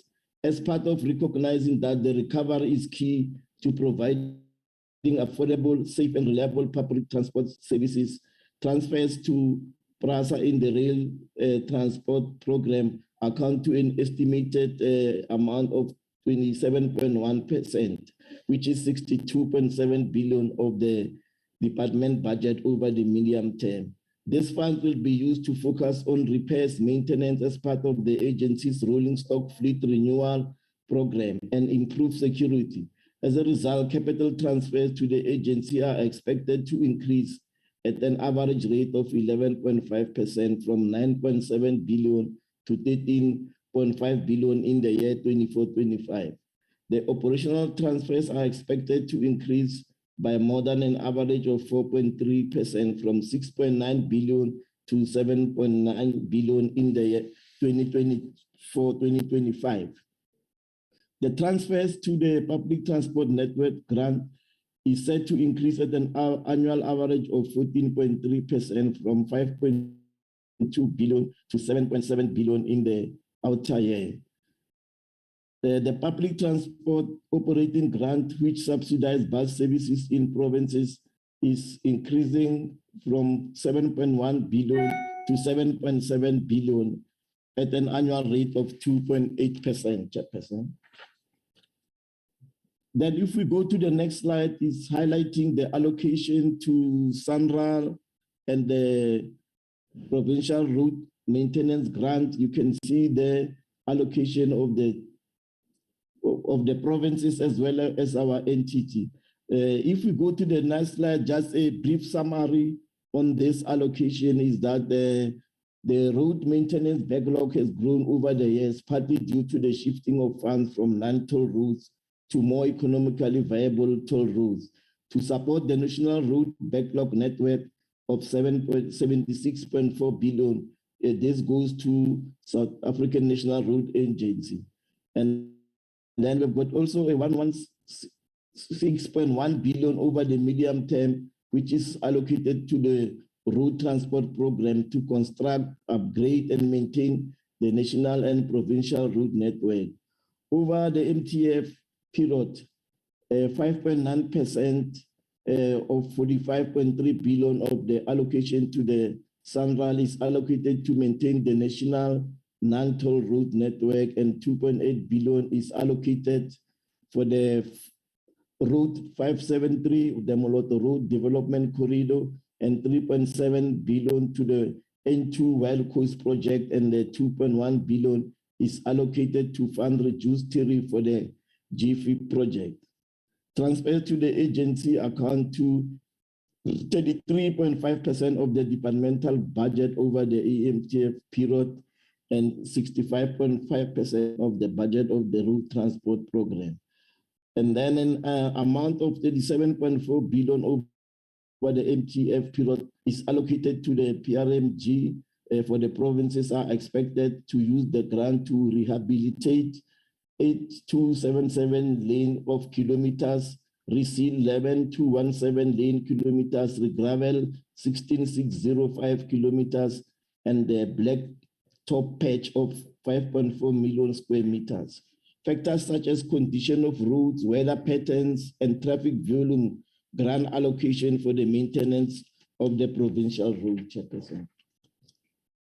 Now the following slide, with your indulgence, I'll take them as read. They give us a breakdown of the allocations to our provinces. Next slide. It is for the public transport operating grant is for the municipalities as indicated. You can see allocation of all the municipalities. And lastly, the public transport network grant also the allocation per city that are participating in this particular program. And that gives us the budget allocation to our entities, the provinces, and the municipalities through our transfers and subsidies. Thank you, Chairperson. That is the budget allocation for the department.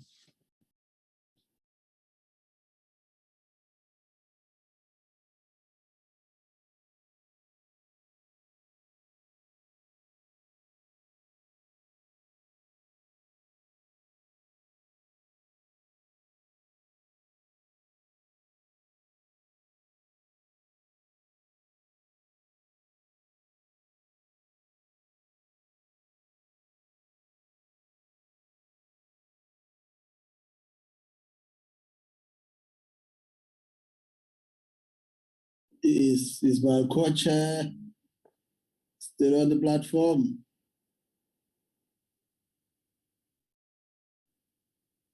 Honorable members, looks like the chair will be more good. Yeah, the floor is yours, Chair. Thank you very much, Chair. That was quite a marathon kind of a presentation. Let me check if we still have people in the room here. Noting the question that was asked before, I'm sure the department still has it. That one related to the manufacturing of new driver's licenses from Honorable Team. I'm sure we'll get a response from that. I have two hands at the moment. Maybe I should start first by what the Honorable Member Nolutando wants me to say. She says I should ask this question that you said you are on track in restoring the line from Langa to Belleville and Langa to Philip. Can you give us time frames, please, and also share with the portfolio committee and of course, because this is a shared joint meeting, recommendation that you have made to the cabinet regarding this matter. The second question from Honorable Noluchungu is, CBRTA board term expired in 2019.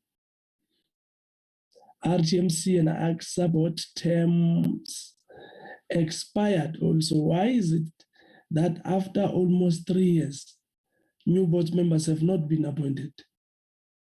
The third one is the 75 new trains that you spoke of. Will they accommodate level boarding for wheelchair users?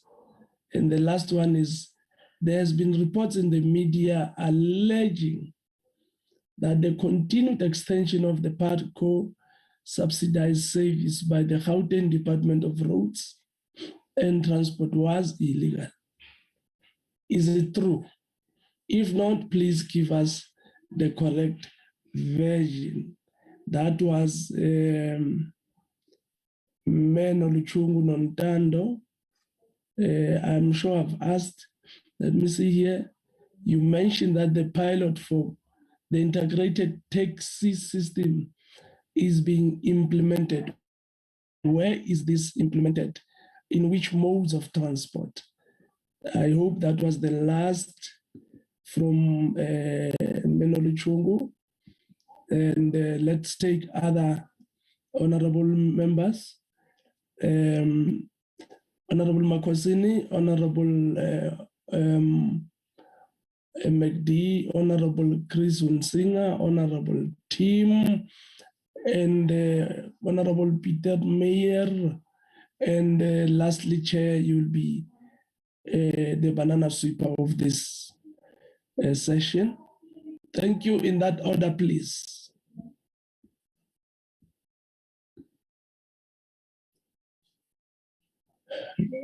Baba Makosini, followed by Honorable McD, followed by Honorable Tim, followed by Honorable Hunsinga, and then the co-chair will be the last.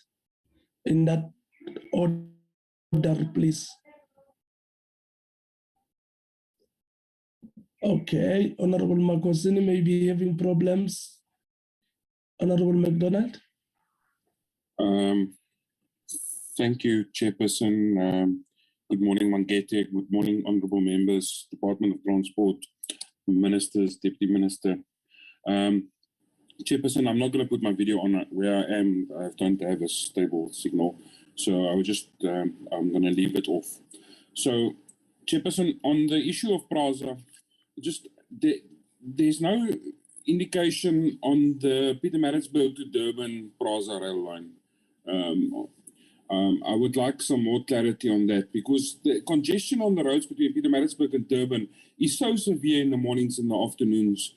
And this was, we need to get these trains up and running. I mean, honestly. Then, you know, Chairperson, we keep on being told, Chairperson, should I wait or should I wait for Honourable Makosini to finish? No, let me proceed, please, because I'm having a problem. Okay. Can you allow me to proceed, because I'm having a problem with regard to network here? Okay, proceed. Sorry, Honourable McDonald. Thank you very much. Chairperson, I've got a lot of questions, but I'll reserve others for other members. In terms of your plan, you said you have employed about 2,000 permanent security guards at all stations, only to find that you have just insourced the marshals. How are you, just to have insourced the marshals, how far are you with the employment of security guards? Because this is itself is a job creation. Two, most of the stations, especially at the locations, were vandalized and dysfunctional because of cable thefts and negligence. Are all stations functional as I speak? Three, the road fatalities. Do you really follow the money you have allocated to provinces? You have alluded to the fact that 98% of your budget goes to the provinces. I'm saying this because we are recently from oversight in Northwest, Mpumalanga, and KwaZulu-Natal. What we have seen there is a shame, if not as a disaster. What do you do to curb this maladministration? Why don't we take people to custody instead of suspending and withdrawing money for the project that have collapsed? Four, the reduction of fatal accidents by 50%. Do you not attribute this to COVID-19 because motorists were not allowed to move from one province to another? At one stage, people were not allowed even to drink. Thank you, Chairperson. Those are my questions. Thank you very much. Thank you, Ngwane. Thank you very much. Let's proceed, Honorable McD. Thank you, Chairperson. Thank you, Chairperson. Let me start from the beginning. On the PRASA line between Pietermaritzburg and Durban, it's a critical line for the decongestion of traffic in that area. I see that there's no plans on this APP to get that line up and running, Chairperson. Also, with the current states of the roads in KwaZulu-Natal, it's very important that we get the vehicles off the roads and get the mass mover, the trains back on track so that we can accommodate the poorest of the poor. Chairperson, every presentation we get from the department, there's some sort of innuendo that the trains and the infrastructure of Praza the cause was COVID. Chairperson, we have to be honest here, and we have to, honesty is a very good policy.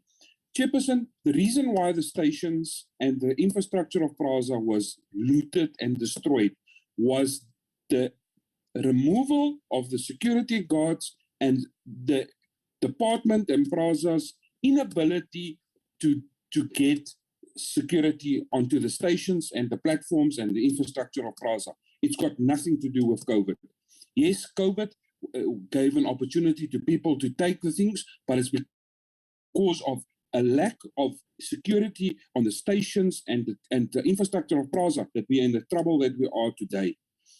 Going to the roads, the provincial roads, Chairperson, we've just been on oversight and we've crossed a couple of provinces. It's unbelievable how the roads are deteriorating. And having a talk shop and a min-mec to discuss this, to wait on some months from now, by the time that there's a decision, there's going to be nothing left of the roads and no roads for South Africans to travel on. And that means no growth in the economy, no growth in rural sectors, no business in rural sectors, and a loss of thousands of people's jobs. Chairperson, the department must take us seriously for a change. They must take the people of South Africa seriously, Chairperson. We can't continue this to having talk shops about problems that we have. Nobody can even drive on certain roads anymore. It's a problem. There's just been, on Sunrise Road on the N2, there's been 3 accidents because they put up barriers where the road is, part of it's been destroyed on the N2, but they never put signs on to reduce the speed of the traffic. There's been fatal accidents on that road. Coming back to the license machine, Chairperson, we were there on oversight. We were told on oversight in 2019 that the machine is about to break. There's no more ink for this machine. It's on its last legs. Now the department's telling us that it was a flooding situation next to us. So either the department is lying or the people that runs the machine is lying, but somebody is lying to somebody here. And I would like to have an answer on that. On the single ticketing system that they want to roll out in Mangaung and Rustenburg, secret ticketing system for what? There's no buses running there. That IPTN is not even close to running. Those things are so far from running, it's unbelievable. We just came from Rustenburg. There's one station completed. They are not. The depot is not completed. Nothing is running there. In Bloemfontein, the roads have not been finished. The buses are not running. Chairperson, I mean, take us seriously for a change, please. Thank you. Through you, Chairperson, that's my questions and my comments. Thank you very much. Thank you very much, Honorable Lawrence MacDonald, Honorable Tim Brayton. What is the right surname? I want to pronounce it properly. Thank you, Chair, for your consideration. It's Brautasset. Brautasset. That's correct. Thanks, Honorable Brautasset. You can carry on. It's a difficult Norwegian name. Wow, no, but I've got it. Yeah, thank you very much, Chair. Chair, yeah, just to reiterate what I was asking earlier, and then just one other question, if I may. Okay, yes. So to break it up into simple pieces for the officials to respond. The current license card, question number 1, what is wrong with the format of that card? Does it have flaws? Is it easy to duplicate? Does it have security issues? And why do we need to change the format of that card? That's question number 1. Question number 2, when Honorable Browder said goes to a licensing department and hands in his eye test, does his fingerprints, hands in his proof of address, etc., and that is all then captured onto a software package and then gets sent for printing. At the point before it goes for printing, why can that not be produced digitally and uploaded onto a simple app, which people can download on their phones and have the digital license on their phones. I don't understand why that is a problem. It doesn't take long. Youngsters develop apps in a matter of weeks, but we are now being told. So the context of this, Chair, is we're being told that the new license card, which we're not clear on why there has to be a new license card, a new format, is only going to be ready in 2025.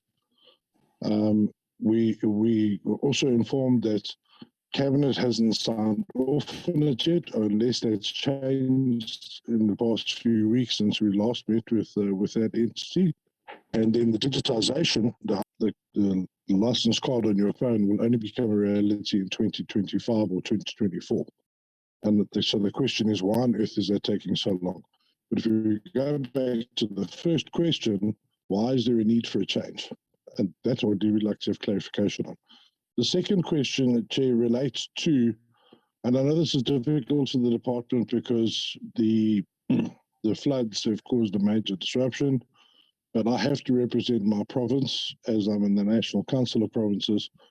What money has been set aside to assist the eThekwini municipality and others in KZN and the Provincial Department of Transport to getting roads fixed as soon as possible in the KZN region?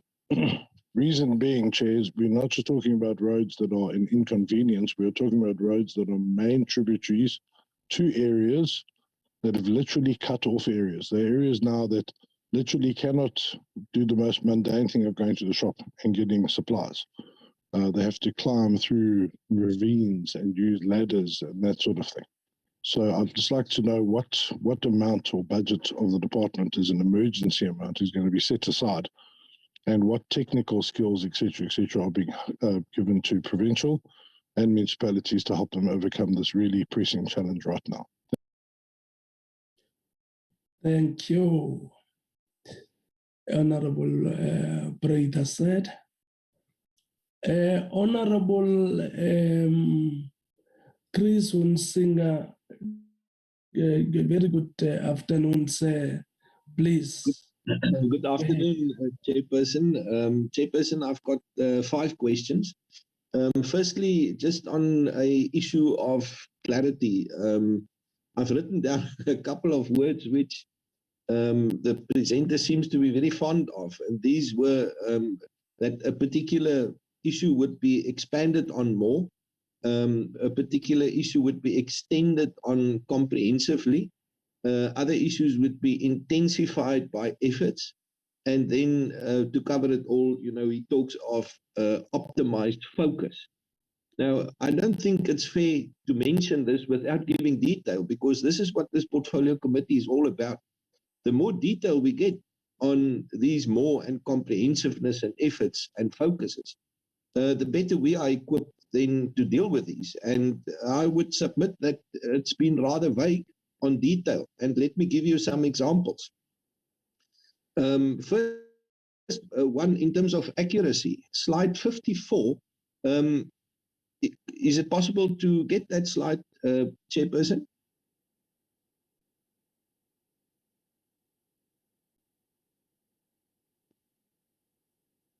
Chairperson, are you there?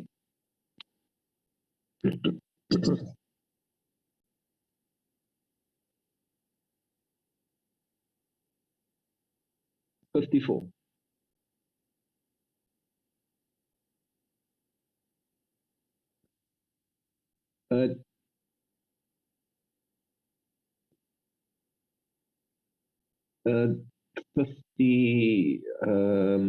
The slide number was slightly covered by a copy and paste. Could it be 34?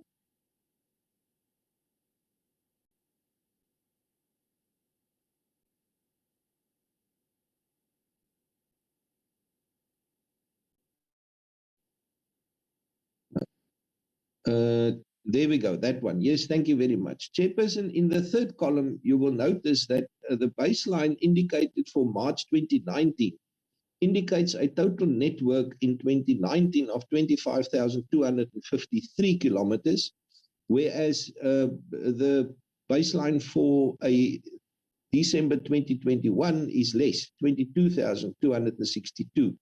If I just can get that explained, it would be interesting why there's a loss of network indicated here in terms of distance. My third point, Chairperson, is one on rail safety. What is the current situation on insurance? Short-term insurance, which covers the liability of losing railway assets. Do we have insurance at this stage? And why isn't this a key performance indicator in terms of attaining and regaining insurance, since this is a core component of assuring our commuters of safety? In a presentation or two before, Chairperson, we were told that there is a major issue with storage facilities for new trains. And I would have liked to see this also as a key performance indicator, so that at least we have the assurance that trains have facilities for storage. My last point, Chairperson, is on the BRT. I was rather disappointed to hear that the recovery plan for the municipalities of Mbombela, Msunduzi and Buffalo City that have been suspended, that it's modeled on an indication of what the population is, an indication of how many potential passenger trips there would be. These are figures and numbers which you can get from Wikipedia. Chairperson, the failure of these three municipalities, and I would have added Rustenburg, but the failure of these three municipalities is that they have spent billions and there's nothing to show. In other words, the contingency there is and should be around management improvement and how they address the particular debility that led to the suspension. So therefore, I'm rather disappointed to hear what the recovery plan criteria is, and that the indicators are rather diverted from what it should be. Thank you, Chairperson.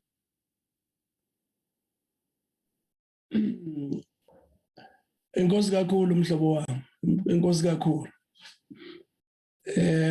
Thank you very much, Honorable Onsinga. I want to give to the chair, co-chair, to also ask some question. Honorable Chair. Thank you, Honorable Chairperson, for giving me the opportunity.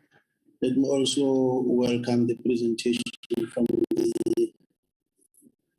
the DG and the team.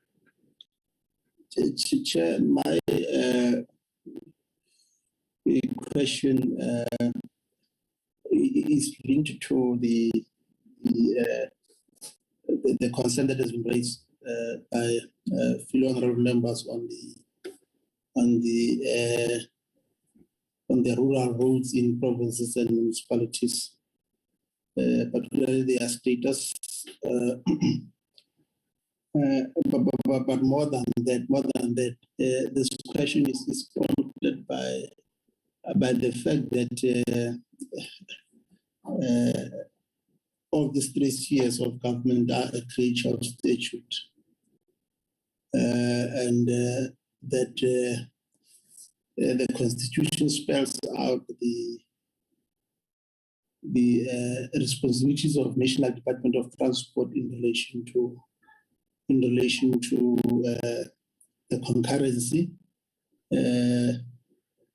together with the province, which is both, I think, Schedule 5A and 5 and 4A. But more than that, local government also has a particular role to play with regard to transport in relation to 4B,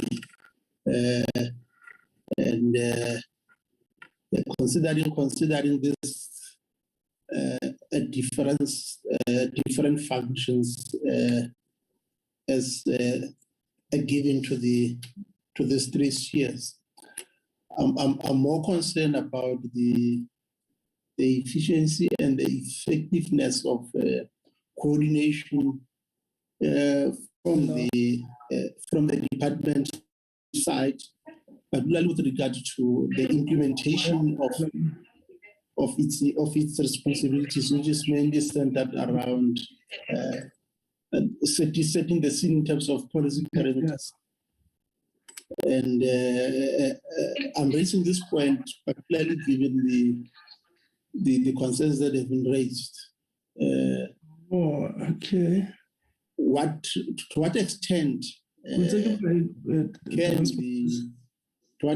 can the department, national department, intervene without necessarily usurping the functions that does not necessarily belongs to it, which squarely falls within the scope of the provincial Department of Transport and the local government's transport ambit, so that we are then able to ensure that we effectively intervene where it is necessary. I'll cite an example. R31 in Northern Cape, from Kuruma to Kimberley, which is an important road in terms of the slowness around the program of from road rail, because that road specifically deals with is always congested with trucks transporting manganese from the Kalahari manganese basin to PE and also to Saldanha, and therefore for the last two years it has been a crisis. But with the last 2 to 3 weeks, the situation became worse to the extent that those trucks and transport had to be diverted. Hence the question is the efficiency and effectiveness of the coordination structures that we have at the level of the MEC, the MINMEC, but more than that,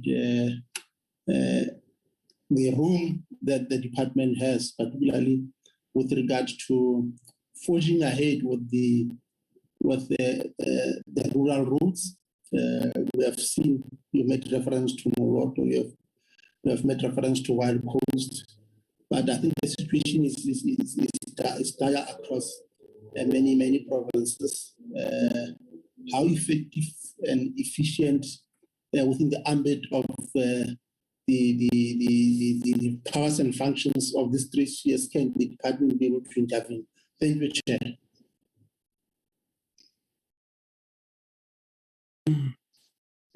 Thank you very much, Co-Chair. I am left with 8 minutes on the dot.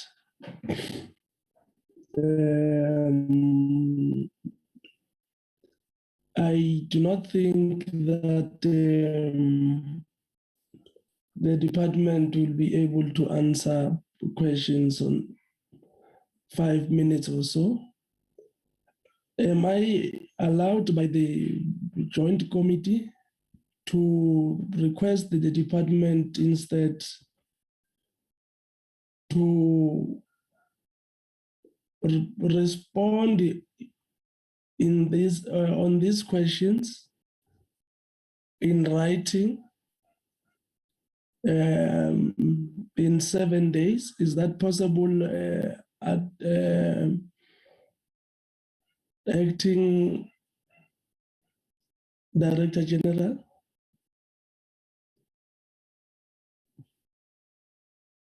Thank you, Chair. It is quite possible, Chair, that we can respond within 7 days back to the committee on the questions that have been asked.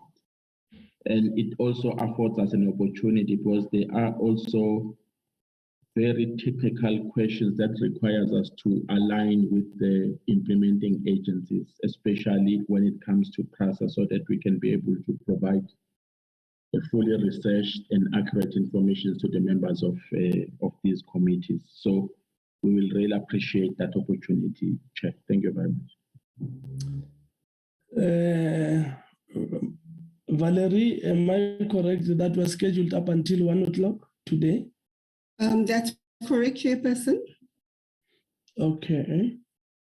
Honorable members, I think unfortunately we wouldn't have an opportunity where we will interact live with the responses from the department. Nevertheless, we should be able to get responses trickling in from next week.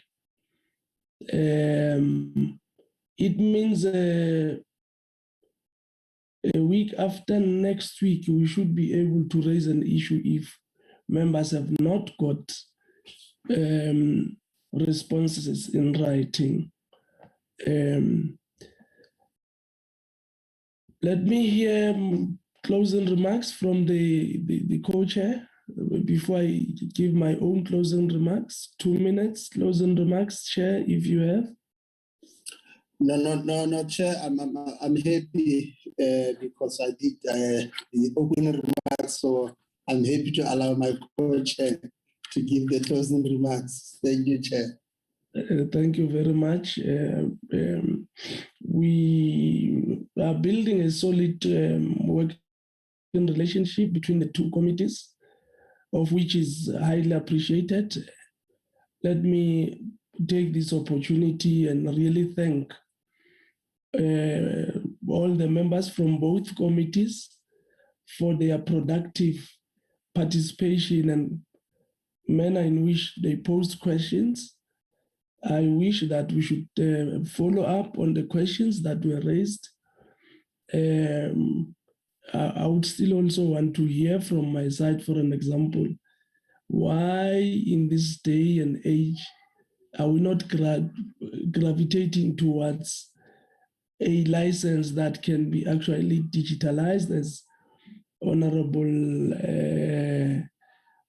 Brother Sand has actually said. We have heard the bad state of roads, especially rural roads. I don't want to be provincialized as the chair, but there are provinces that are bad. And I'm sure as you consider your allocation, let's not take time. Honorable McD has raised the point really that as much as we are encouraged by the meetings that had said, MINMEC meetings, we want action because that's what is demanded from the ground. Otherwise, there will be no roads, there will be no economy. And if there are no roads, there are no economy, why should we be inexistent? So I think let's get those detailed responses in 7 days. Otherwise, from my side, thank you very much for participating in this meeting. And until we meet again, and thank you very much, Chair, on your side for assisting to chair this meeting. It was really a smooth process, and we look forward to collaborating on issues of mutual interest and in the benefit of the people of South Africa. Thank you very much. This meeting is officially closed. Thank you. Long live the chair, long live. Long live the Recording stopped. Long live the chairperson, long live. Thank you very much. Thank you. Long live Minister, Deputy Minister, long live. Long live.